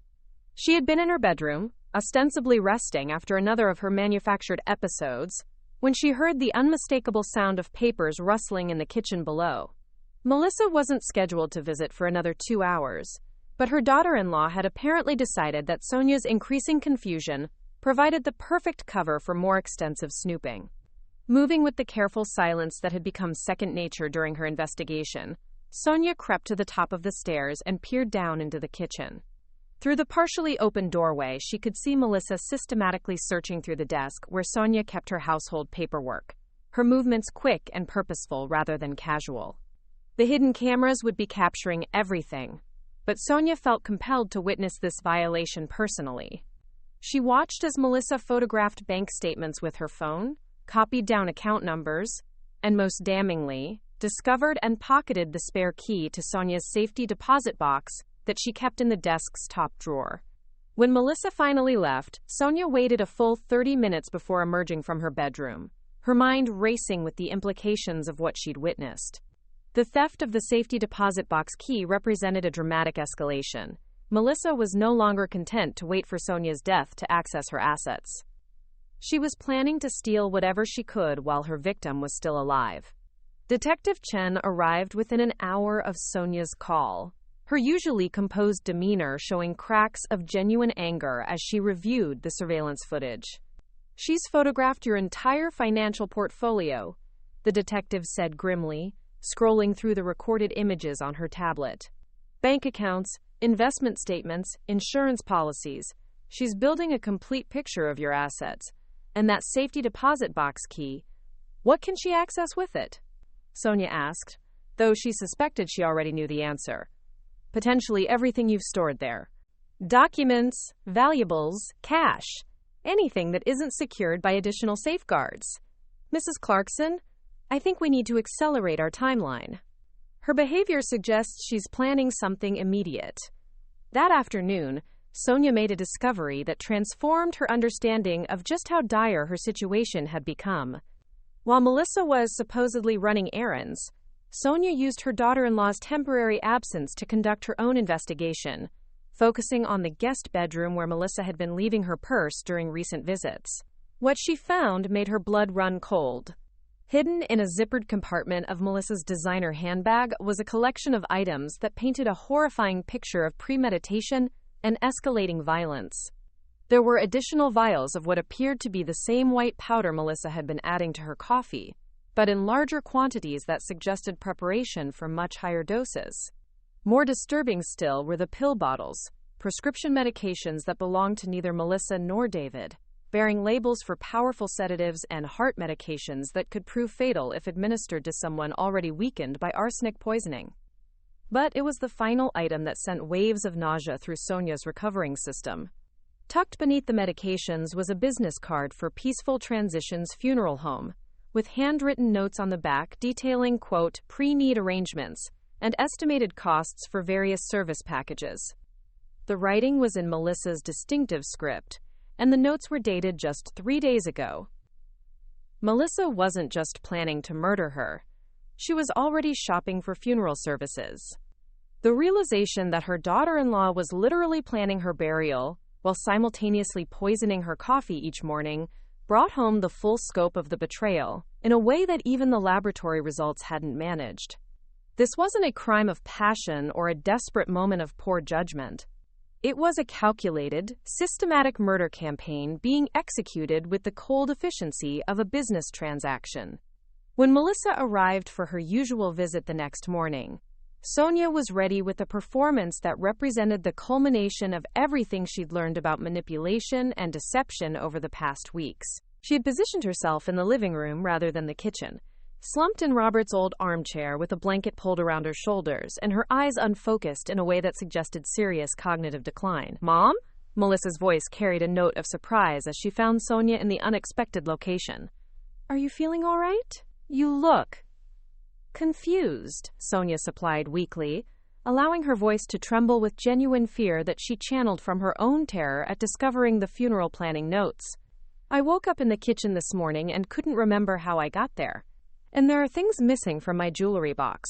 I'm sure there are things missing, but I can't remember what they were." The fabricated story was designed to suggest that Sonia's mental state was deteriorating rapidly enough to provide cover for Melissa's more aggressive timeline, while also creating an opportunity to observe her daughter-in-law's reaction to the possibility of theft accusations. Melissa's response was immediate and telling. Instead of concern about potential burglary or confusion about missing jewelry, she moved quickly to dismiss Sonia's worries while steering the conversation toward more practical matters. "Oh, Mom, I'm sure nothing is missing," Melissa said with practiced patience, though Sonia caught the flash of calculation in her eyes. "Sometimes when we're not feeling well, we misplace things and then worry unnecessarily. Why don't I make you some coffee? That always seems to help you feel more centered." The offer of coffee, delivered with such casual kindness, now struck Sonia as the height of sadistic cruelty. Melissa was offering poison disguised as comfort to someone she believed was already mentally compromised enough to make easy prey. "That would be lovely, dear," Sonia managed to say, though the words felt like swallowing broken glass. "Though I have to tell you, I've been having trouble keeping food down lately. Even my morning coffee sometimes makes me feel quite sick." She watched carefully as Melissa processed this information, noting how her daughter-in-law's expression shifted from concern to what looked suspiciously like frustration. If Sonia couldn't keep the coffee down, the arsenic dosage would be less predictable, potentially prolonging the timeline that Melissa was clearly eager to compress. "Perhaps we should ask Dr. Reeves about anti-nausea medication," Melissa suggested, as she moved toward the kitchen with her characteristic purposeful stride. "Something to help settle your stomach so you can maintain proper nutrition." The suggestion was particularly chilling because Sonia recognized it as a potential method for ensuring she consumed larger quantities of the poisoned coffee. Anti-nausea medication would eliminate her body's natural protective response to the toxins, allowing Melissa to administer higher doses without the risk of them being expelled. As Melissa began her coffee preparation ritual, Sonia forced herself to maintain the facade of confused passivity while internally cataloging every detail for the hidden cameras. Today's performance felt different. More urgent, more desperate. Melissa's movements carried a tension that suggested she was operating under significant time pressure. "Melissa, dear," Sonia called out from her chair, her voice carefully modulated to sound weak and uncertain. "I've been thinking about David's future. With my health declining so rapidly, I worry about leaving him with too many burdens. Perhaps it would be wise to simplify some of my affairs while I still can." The effect was immediate. Melissa's hands stilled on the coffee maker, and when she turned around, her expression carried an intensity that made Sonia's skin crawl. "What kind of simplification were you thinking about, Mom?" Melissa asked, her voice carefully neutral though her eyes betrayed eager interest. "Well, I have that safety deposit box with various documents and some cash that I keep for emergencies," Sonia said, allowing a note of confusion to color her words. "Sometimes I worry that if something happened to me suddenly, David might not know where to find the key or how to access everything. Maybe I should give it to you for safekeeping?" The suggestion was designed to create a perfect trap. If Melissa accepted the key openly, it would establish her access to Sonia's assets in a way that could be documented. If she claimed to already have access, which Sonia knew she did through theft, It would reveal her earlier criminal activity. Melissa's response was masterful in its calculated innocence. "Oh, Mom, that's very thoughtful of you to consider David's convenience, but I wouldn't feel comfortable taking responsibility for something so important. Perhaps you should discuss it with James Morrison? He might have suggestions for making sure David can access everything he needs when the time comes." The phrase, "when the time comes," was delivered with such casual certainty that it sent chills through Sonia's recovering system. Melissa wasn't discussing a hypothetical future. She was referring to a timeline she intended to control completely. "You're probably right," Sonia agreed with manufactured uncertainty. "Though sometimes I worry that James might not understand how urgent these matters are becoming. My episodes seem to be getting worse each day." "That's exactly why we need to make sure you have proper supervision," Melissa said, approaching with the steaming cup that Sonia now knew contained a carefully measured dose of death. "David and I have been discussing it, and we think it might be time for someone to stay here overnight, especially when he's traveling. Just to make sure you're safe."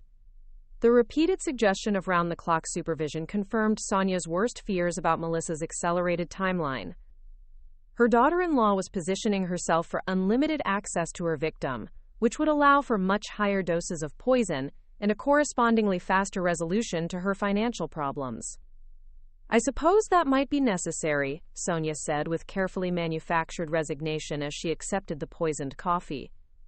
"Though I'd hate to impose on your time with David. How long do you think such arrangements might be needed?"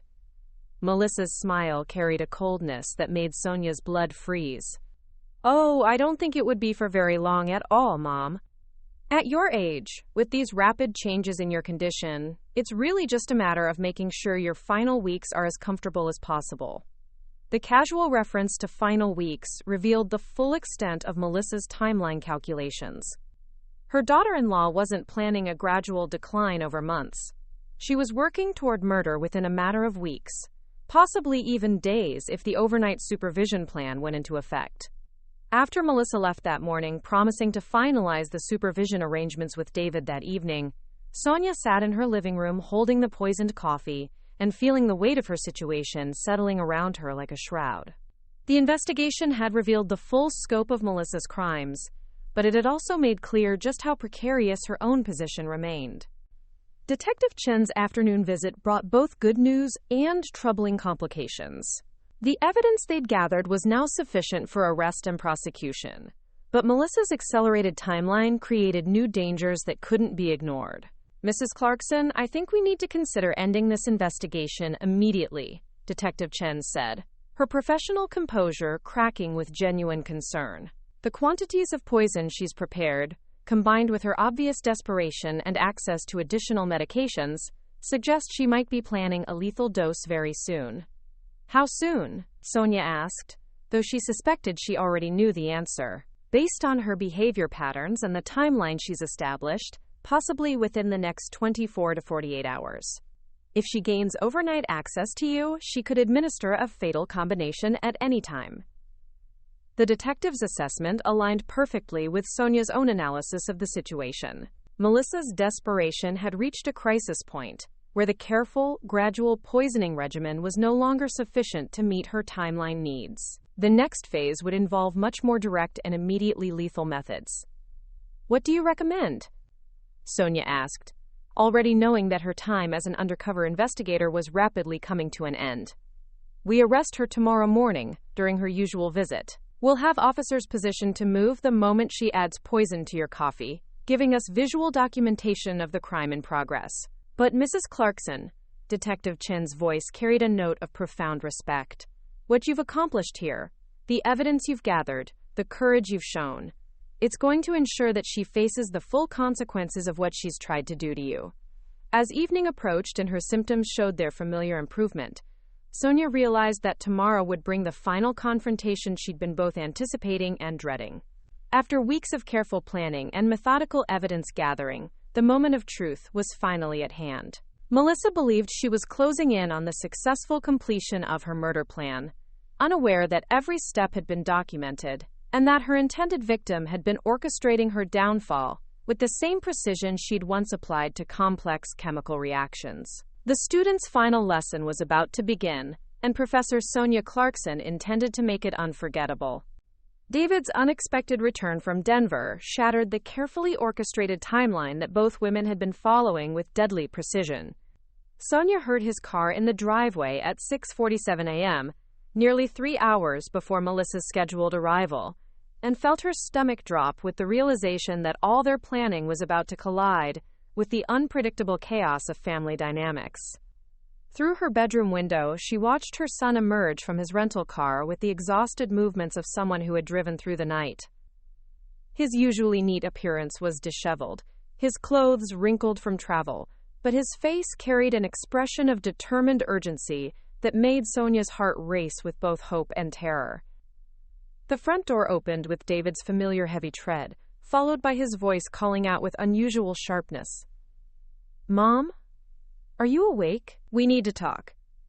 Sonia made her way downstairs with genuine unsteadiness, not from poison this time, but from the adrenaline surge of knowing that her carefully constructed investigation was about to be exposed to the one person whose reaction she feared most. David stood in her kitchen, his travel bag still slung over his shoulder, holding what appeared to be a manila folder thick with documents. "David, sweetheart, you look terrible," she said, falling easily into the maternal concern that had governed their relationship for 42 years. "What are you doing home so early?" "I received some very disturbing information yesterday evening," David said, his voice carrying a formality that immediately put Sonia on alert. "Information that suggested you might be in danger. Mom, I need to ask you directly. Have you been experiencing any unusual symptoms lately? Anything that might suggest deliberate interference with your health?" The question hung in the air between them, loaded with implications that made Sonia's carefully rehearsed responses suddenly feel inadequate. Detective Chen had clearly made the decision to bring David into the investigation, but without warning Sonia first, leaving her to navigate this revelation without preparation. "David, she began, but her son interrupted with uncharacteristic urgency. "Mom, I know about the arsenic. Detective Chen contacted me last night through the hotel. She explained everything. The testing, the surveillance, your investigation. All of it." His voice cracked slightly on the last words, and Sonia saw tears beginning to form in his eyes. "How long have you known that Melissa was trying to kill you?" The direct question stripped away all possibility of continued deception, leaving Sonia face to face with the moment she'd been dreading since this nightmare began. Her son's anguish was written across his features, the devastation of a man discovering that his wife was a would-be murderer, and his mother had been fighting for her life while he remained obliviously absent. "About 2 weeks, Sonia admitted quietly, moving to embrace her son as his composure finally cracked completely. "David, I'm so sorry you had to learn about this. I never wanted." "You're sorry?" David's voice rose with incredulous pain. "Mom, my wife has been poisoning you for months while I was traveling, completely oblivious to what was happening in my own family. You've been conducting a criminal investigation alone because you couldn't trust me to protect you. How is any of this your fault?" The raw anguish in his voice broke something loose in Sonia's chest that she'd been holding tightly controlled throughout the entire ordeal. For the first time since discovering Melissa's crimes, she allowed herself to truly feel the full scope of the betrayal. Not just Melissa's calculated cruelty, but the way it had corrupted every family interaction and poisoned the trust that should have existed between them all. "I was trying to protect you," she said through her own tears. "You love her, David. I couldn't destroy your marriage based on suspicions alone. I needed proof that would be undeniable." "And you have it now," David said grimly, opening the manila folder and spreading its contents across her kitchen table. "Detective Chen shared everything with me last night. The laboratory results, the surveillance footage, the evidence of financial motive. Mom, the degree of premeditation here." His voice trailed off as he stared at the documents that detailed his wife's systematic attempt to murder his mother. Sonia looked down at the spread of evidence. Photographs of Melissa adding poison to coffee, bank records showing her gambling debts, computer printouts of her research into untraceable murder methods. Seeing it all laid out together created a comprehensive picture of calculated evil that was somehow more shocking than experiencing it piece by piece. "There's something else," David said quietly, pulling a small digital recorder from his jacket pocket. After Detective Chen called me, I couldn't sleep. I kept thinking about things Melissa had said recently. Comments about your health and our financial future that didn't seem quite right at the time. So I called her. You called her? David, if she suspects. She doesn't suspect anything. She thinks I'm still in Denver, dealing with project delays. But Mom...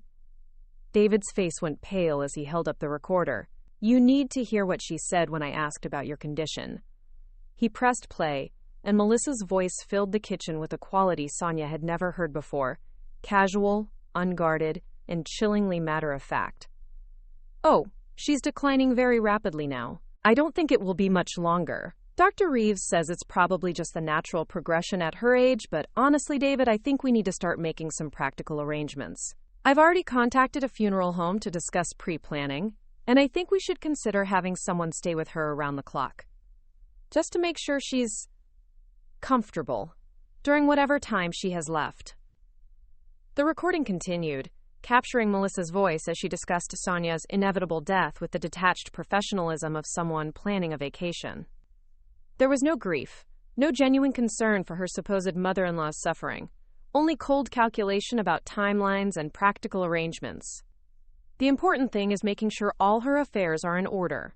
I know she keeps some cash and documents in a safety deposit box, and we should probably get access to that sooner rather than later. You know how confused she's become. We can't risk her forgetting where things are or making poor decisions about her estate. When the recording ended, the kitchen fell into a silence so profound that Sonia could hear her own heartbeat echoing in her ears. David sat staring at the small device, as if it contained something venomous that might strike at any moment. She talked about your death like she was planning a dinner party, he whispered. No emotion, no sadness, just practical considerations about accessing your money and property. Mom, how did I miss this? How did I live with someone capable of this level of evil and never see it? The question contained all the anguish of a man whose worldview had been systematically destroyed in the space of a few hours. Sonia reached across to take his hand, feeling the tremor of shock that ran through his entire body. Because she's very good at deception, David. Because you trusted her the way people should be able to trust their spouses. Because you're a good man who couldn't imagine someone you loved being capable of such cruelty. But you suspected, David said, looking up at her with eyes that held a mixture of admiration and profound sadness. Your scientific training, your ability to see patterns. You recognized what was happening when I was blind to it. I suspected because I was the target, Sonia corrected gently. I felt the effects directly, experienced the symptoms, noticed the correlations. You were traveling, working, living your normal life. You had no reason to look for evidence of attempted murder in your own home. They sat together in the growing morning light, surrounded by the evidence of betrayal and attempted murder, trying to process the magnitude of what had been happening under their own roof. The familiar kitchen, the scene of countless family breakfasts and holiday celebrations, now felt contaminated by the knowledge of Melissa's crimes. What happens now? David asked eventually. Detective Chen said they're planning to arrest her this morning during her usual visit. Will you have to testify? Yes, Sonia said simply. I'll testify to everything. The symptoms, the investigation, the evidence we gathered. I want her to face the full consequences of what she tried to do. And us? David's voice was barely audible. How do we move forward from something like this?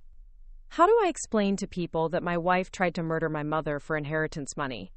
How do we rebuild any kind of normal family relationship after this level of betrayal? The questions hung in the air without easy answers. Sonia looked at her son, this good, decent man whose life had been shattered by his wife's greed and callousness, and felt her heart break for him in ways that transcended her own suffering. We start by acknowledging that her crimes are not your responsibility, she said firmly. You didn't enable this, David. You didn't fail to protect me. You were deceived by someone who made manipulation and deception into an art form.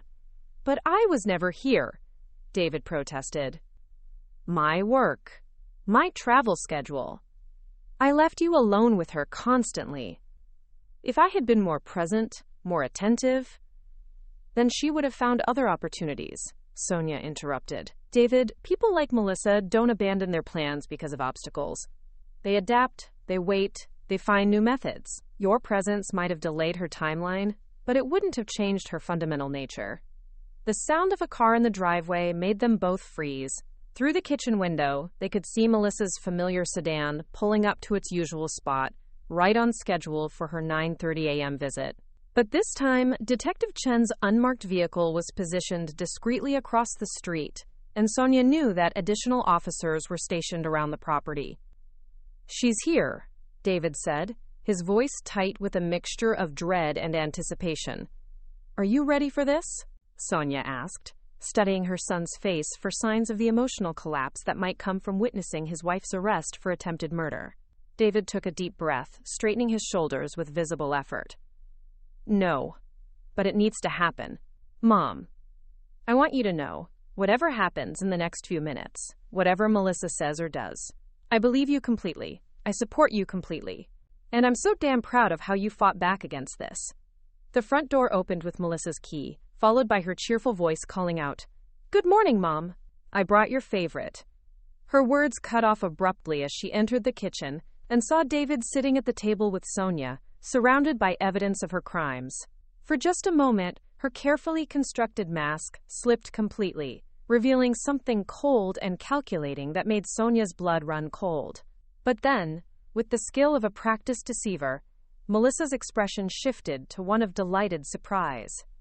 "David, what a wonderful surprise! I thought you weren't coming back until next week. How did the project finish so quickly?" She moved toward him with arms extended for an embrace, but David remained seated, his face set in grim lines that made her falter mid-step. "Melissa," he said quietly, "we need to talk. About Mom's health, about your recent activities, about the future." And in that moment, Sonia saw her daughter-in-law's eyes flick toward the evidence spread across the table, taking in the surveillance photographs and laboratory reports, with the quick assessment of someone whose world was about to end. The final lesson was about to begin. Melissa's facade held for exactly 3 seconds, long enough for her to register the surveillance photographs spread across Sonia's kitchen table, the laboratory reports with their damning arsenic readings, and David's expression of cold devastation. Then her mask of cheerful domesticity cracked like thin ice, revealing something underneath that made both Sonia and David instinctively recoil. "I don't understand," Melissa said slowly, her voice taking on a careful quality that suggested she was buying time to calculate her next move. "What is all this? David, why do you look so upset?" But her eyes were moving rapidly across the evidence, and Sonia could see the exact moment when Melissa realized the full scope of what had been discovered. Her face went through a series of micro-expressions: shock, calculation, anger, and finally something that looked disturbingly like relief, as if maintaining her deception had become an unbearable burden. "Melissa," Sonia said quietly, her voice carrying the authority that had once commanded lecture halls full of students, "I know what you've been doing. We have proof of everything." The words hung in the air like a chemical reaction that couldn't be reversed. For a long moment, none of them moved, the kitchen frozen in a tableau that seemed to capture the exact instant when years of careful deception finally collapsed under the weight of truth. Then Melissa laughed, a sound so unexpected and chilling that it made David flinch visibly.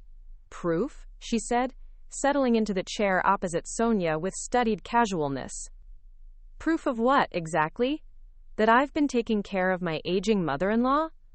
That I've been bringing her coffee and showing concern for her declining health? How terrible of me. Proof that you've been systematically poisoning me with arsenic for 6 months, Sonia replied with clinical precision. Proof that you've stolen my financial information and researched my assets. Proof that you've been planning my funeral while simultaneously working to cause my death." Melissa's eyes narrowed, and for the first time since entering the kitchen, her expression showed genuine emotion, cold, calculating anger that transformed her features into something almost unrecognizable. "You cunning old bitch," she said softly, her voice carrying a venom that made David gasp audibly. "You've been playing me this entire time, haven't you? All those confused episodes, the memory lapses, the grateful acceptance of my help. It was all an act.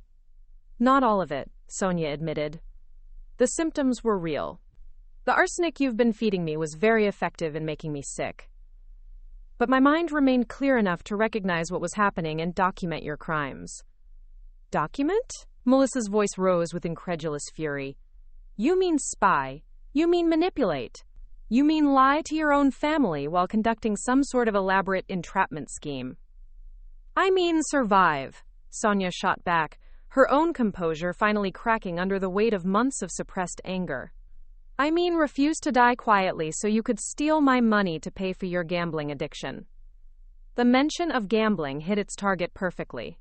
Melissa's face flushed with rage, and her careful facade finally collapsed completely. You don't know anything about my situation, she snarled. You don't know what it's like to watch everyone around you living comfortable lives while you're drowning in debt. David makes decent money, but it's never enough. And you, sitting on millions of dollars while complaining about the cost of coffee, you never offered to help when we were struggling. So you decided to murder me for it, David said, his voice hollow with disbelief. Instead of asking for help, instead of talking to us about financial problems, you chose to slowly poison my mother and wait for her to die. Melissa turned on him with fury that had been building for months of careful deception. Don't you dare judge me, David Whitmore. You were never here anyway. Always traveling, always working, always leaving me to deal with your mother's needs, while you pursued your precious career.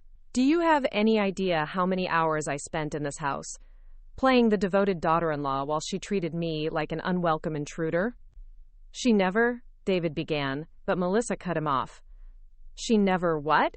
Never made it clear that she thought I wasn't good enough for you? Never questioned my background, my education, my ability to fit into your perfect little family? From the day we married, she's been waiting for me to prove I was the wrong choice. So you proved her right, Sonia said with devastating calm. You proved that her instincts about your character were completely accurate. The comment struck home with such force that Melissa actually recoiled as if she'd been physically slapped. When she spoke again, her voice carried a raw hatred that made the kitchen feel suddenly dangerous. Her instincts? Melissa laughed bitterly. Her instincts told her she was smarter than everyone else, that her precious scientific training made her superior to mere mortals like me. Well, her precious scientific training didn't save her from 6 months of steady arsenic poisoning, did it?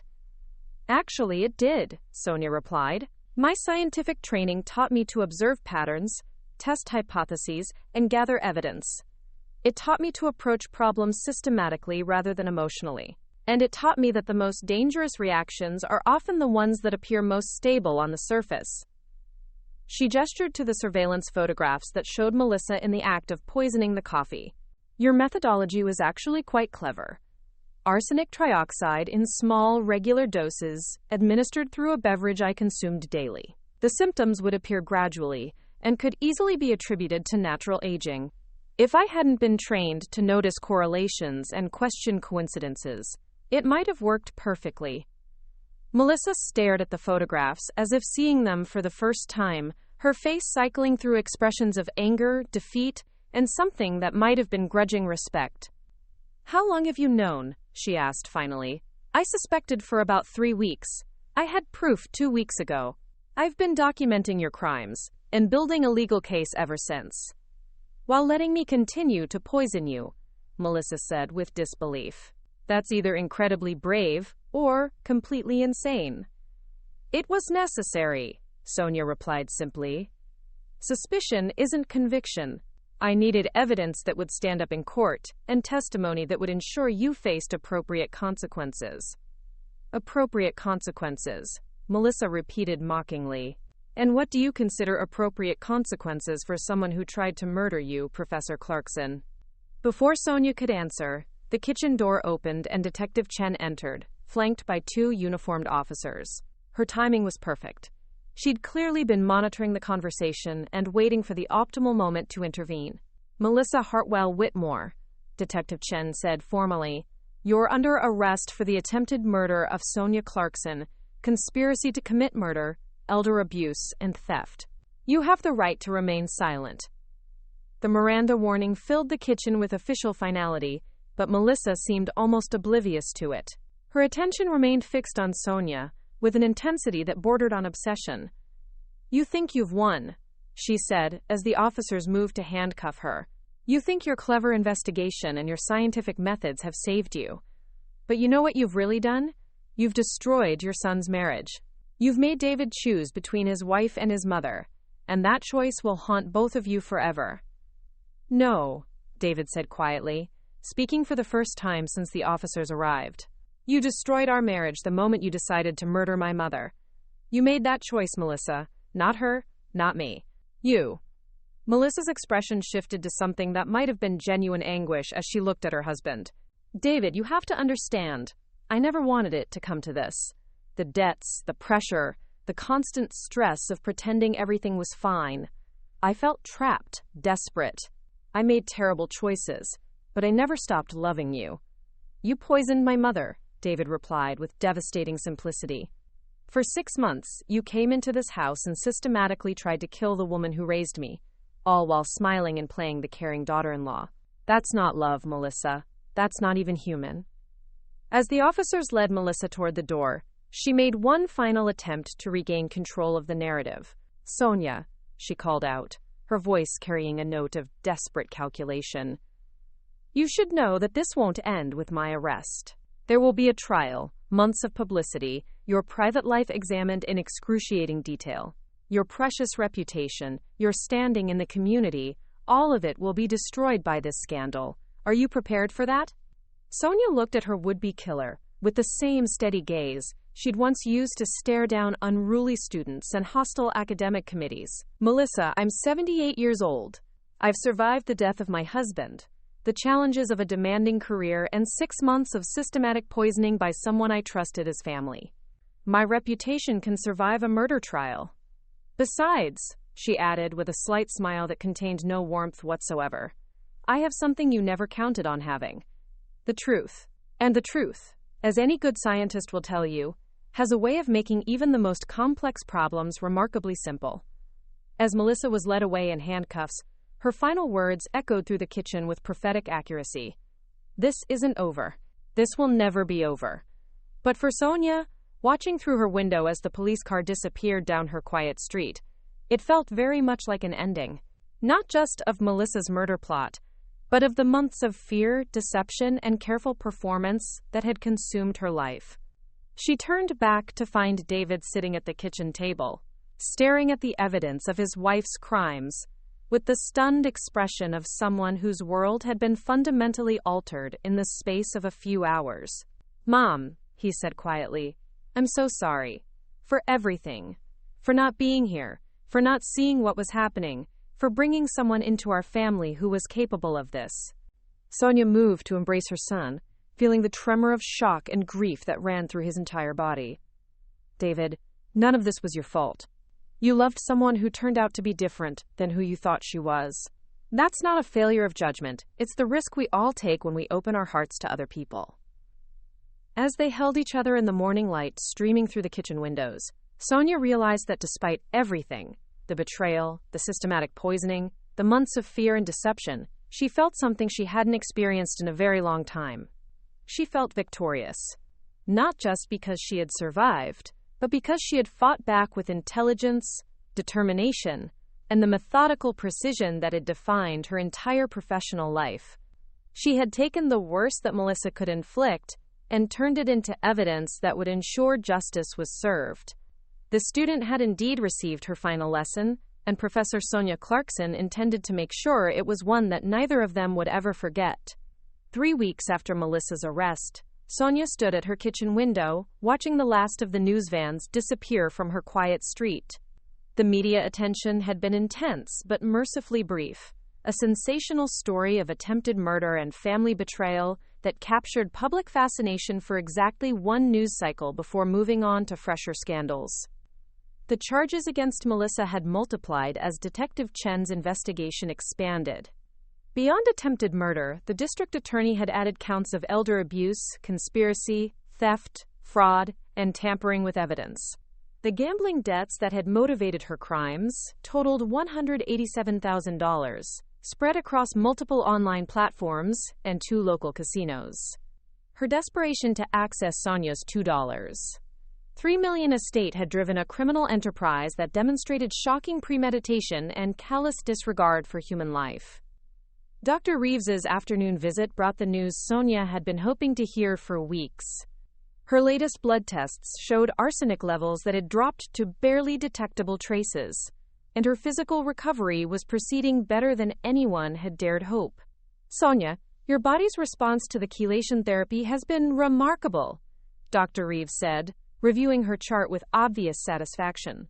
"The cognitive improvements, the restoration of your energy levels, even your balance and coordination, you're essentially back to your baseline health from before the poisoning began."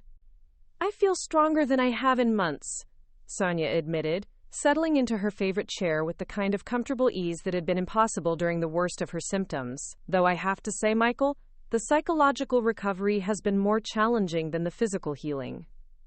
The trauma of discovering that someone she'd trusted as family had been systematically trying to murder her had required professional counseling to process fully. The betrayal ran deeper than the attempted murder itself. It was the violation of the most fundamental bonds of trust that families were supposed to represent. Margaret Foster's daily visits had become crucial to Sonia's emotional healing. Her neighbor's sharp wit and unwavering support provided exactly the kind of honest, uncomplicated friendship that Sonia needed while processing the complex emotions surrounding Melissa's crimes. "I've been thinking about writing that book I mentioned," Margaret announced during one of their afternoon teas. "A comprehensive examination of elder abuse and financial exploitation, using your case as the central narrative. The way you fought back, the intelligence you brought to your own defense, it could help other people recognize similar situations." The idea appealed to Sonia's lifelong commitment to education and service. If her experience could prevent other elderly people from becoming victims of similar crimes, then perhaps some good could emerge from the nightmare she'd endured. David's healing process proved more complicated than her own. The guilt he carried over his unwitting role in enabling Melissa's crimes consumed him despite everyone's attempts to convince him otherwise. He had taken extended leave from his job to be present during her recovery and to begin processing his own trauma through counseling. "I keep thinking about all the signs I missed," he confided during one of their quiet conversations. "The way she asked about your will, her interest in your financial situation, even her insistence on being the one to bring your coffee every morning. If I had been more present, more attentive, then she would have found other methods," Sonia interrupted firmly. "David, people like Melissa don't abandon their criminal plans because of obstacles. They adapt and persist until they achieve their goals or get caught. Your presence might have changed her tactics, but it wouldn't have changed her fundamental character." The legal proceedings moved forward with the efficient precision that Detective Chen had promised. Melissa's attorney attempted to negotiate a plea bargain, but the overwhelming evidence made the prosecution's position essentially unassailable. The surveillance footage of her adding poison to Sonia's coffee, combined with the documented financial motive and her own recorded statements about Sonia's impending death, created a case that was virtually impossible to defend. James Morrison handled the legal complexities with his characteristic discretion and competence. Sonia's new will remained sealed and protected, while the evidence of Melissa's theft and attempted fraud added additional charges to an already substantial criminal case. "The prosecutor is confident we're looking at a sentence of 15 to 20 years, James reported during one of their meetings. Attempted murder with aggravating circumstances combined with the elder abuse charges and the documented premeditation makes this exactly the kind of case that judges and juries take very seriously. The trial itself lasted only 5 days. Melissa's defense team attempted to portray her as a desperate woman driven to poor judgment by financial pressure and gambling addiction. But the methodical nature of her crimes, documented through months of careful planning and systematic poisoning, made it impossible to characterize her actions as anything other than calculated attempted murder. Sonia's testimony proved to be the most compelling evidence presented. Her calm, scientific description of recognizing the symptoms, conducting her investigation, and gathering evidence demonstrated both the severity of the crimes and the remarkable strength of character she'd shown in fighting back. "Mrs. Clarkson," the prosecutor asked during her direct examination, Why did you choose to continue documenting Mrs. Whitmore's crimes, rather than simply avoiding the poisoned coffee once you suspected what was happening? Because suspicion isn't justice, Sonia replied clearly. I needed evidence that would ensure she faced appropriate consequences for her actions, and couldn't simply target another victim if she escaped accountability for her crimes against me. When the jury returned their verdict after less than 4 hours of deliberation, guilty on all counts, Sonia felt a profound sense of closure that had been building since the day she first suspected Melissa's true intentions. The sentencing hearing provided the final chapter in their confrontation. Melissa, dressed in an orange jumpsuit and wearing the hollow expression of someone whose carefully constructed life had collapsed completely, made no statement of remorse or acknowledgement of responsibility. Judge Patricia Hamilton's words carried the weight of absolute moral authority. Mrs. Whitmore, your crimes represent a betrayal of trust so fundamental that it challenges our basic assumptions about human decency. You systematically attempted to murder a woman who welcomed you as family, using methods designed to make her death appear natural, while you positioned yourself to inherit her assets. This court sentences you to 18 years in state prison without possibility of parole for 12 years. As Sonia left the courthouse that afternoon, surrounded by Detective Chen, James Morrison, and David, she realized that her ordeal had taught her something unexpected about the nature of strength and vulnerability. She had been most powerful not when she was healthy and independent, but when she was sick and seemingly helpless, yet fighting back with every intellectual resource at her disposal. The woman who had tried to kill her was now facing nearly 2 decades in prison, while Sonia had recovered her health and discovered reserves of courage and determination she hadn't known she possessed. Justice, she reflected, sometimes came in forms that were more satisfying than anyone had a right to expect. 6 months after Melissa's sentencing, Sonia knelt in her garden on a crisp October morning, her hands deep in the rich soil as she planted the rose bushes that would bloom next spring. The physical act of nurturing new life felt symbolically perfect, a tangible representation of the renewal that had characterized her life since surviving her daughter-in-law's attempt to murder her. David worked beside her, his movements careful and methodical as he prepared the soil for each new plant. The shared labor had become their weekly ritual, a quiet time when they could talk or simply exist together, without the weight of what they'd endured pressing down on their conversation. The white ones will bloom first, Sonia observed, settling a delicate bush into its prepared hole. Robert always said white roses represented new beginnings, though I suspect he was making that up to justify buying them instead of the red ones I preferred. David smiled, the first genuinely relaxed expression she'd seen from him in months. He probably was, but I like the symbolism anyway. New beginnings feel appropriate. Their relationship had deepened through shared trauma in ways that ordinary family life might never have achieved. David's guilt over his unwitting role in enabling Melissa's crimes had gradually given way to a mature understanding of manipulation and the limits of personal responsibility. His presence in her daily life had become comfortable rather than obligatory, built on genuine affection rather than filial duty. Margaret's book is being published in the spring, Sonia mentioned as they worked. She wants to call it The Slow Poison, a survivor's guide to elder abuse. She's hoping it will help other families recognize the warning signs before it's too late. The project had evolved into something more comprehensive than either of them had initially envisioned. Margaret's journalistic instincts had transformed Sonia's personal experience into a broader examination of financial exploitation and family betrayal. The book would include practical advice for recognizing manipulation, legal resources for victims, and medical information about poison detection that could save lives. Have you decided whether to participate in the speaking engagements she's arranging? David asked. I think so, Sonia replied thoughtfully. If my experience can prevent other people from becoming victims, then I have a responsibility to share what I learned. Besides, she added with a slight smile, I spent 30 years lecturing to students about the importance of systematic observation and logical analysis. It seems fitting to put those skills to one final use. Dr. Reeves arrived for his monthly social visit as they were finishing their gardening work, bringing his usual combination of medical professionalism and genuine friendship. His role in helping expose Melissa's crimes had deepened their relationship beyond the typical doctor-patient dynamic. "Sonia, you're looking remarkably well," he observed, accepting the cup of tea she offered with obvious pleasure. "The physical recovery has been complete, but I'm more impressed by your emotional resilience. Many people who survive what you experienced never fully trust anyone again." "I learned to distinguish between reasonable caution and paranoid suspicion," Sonia replied.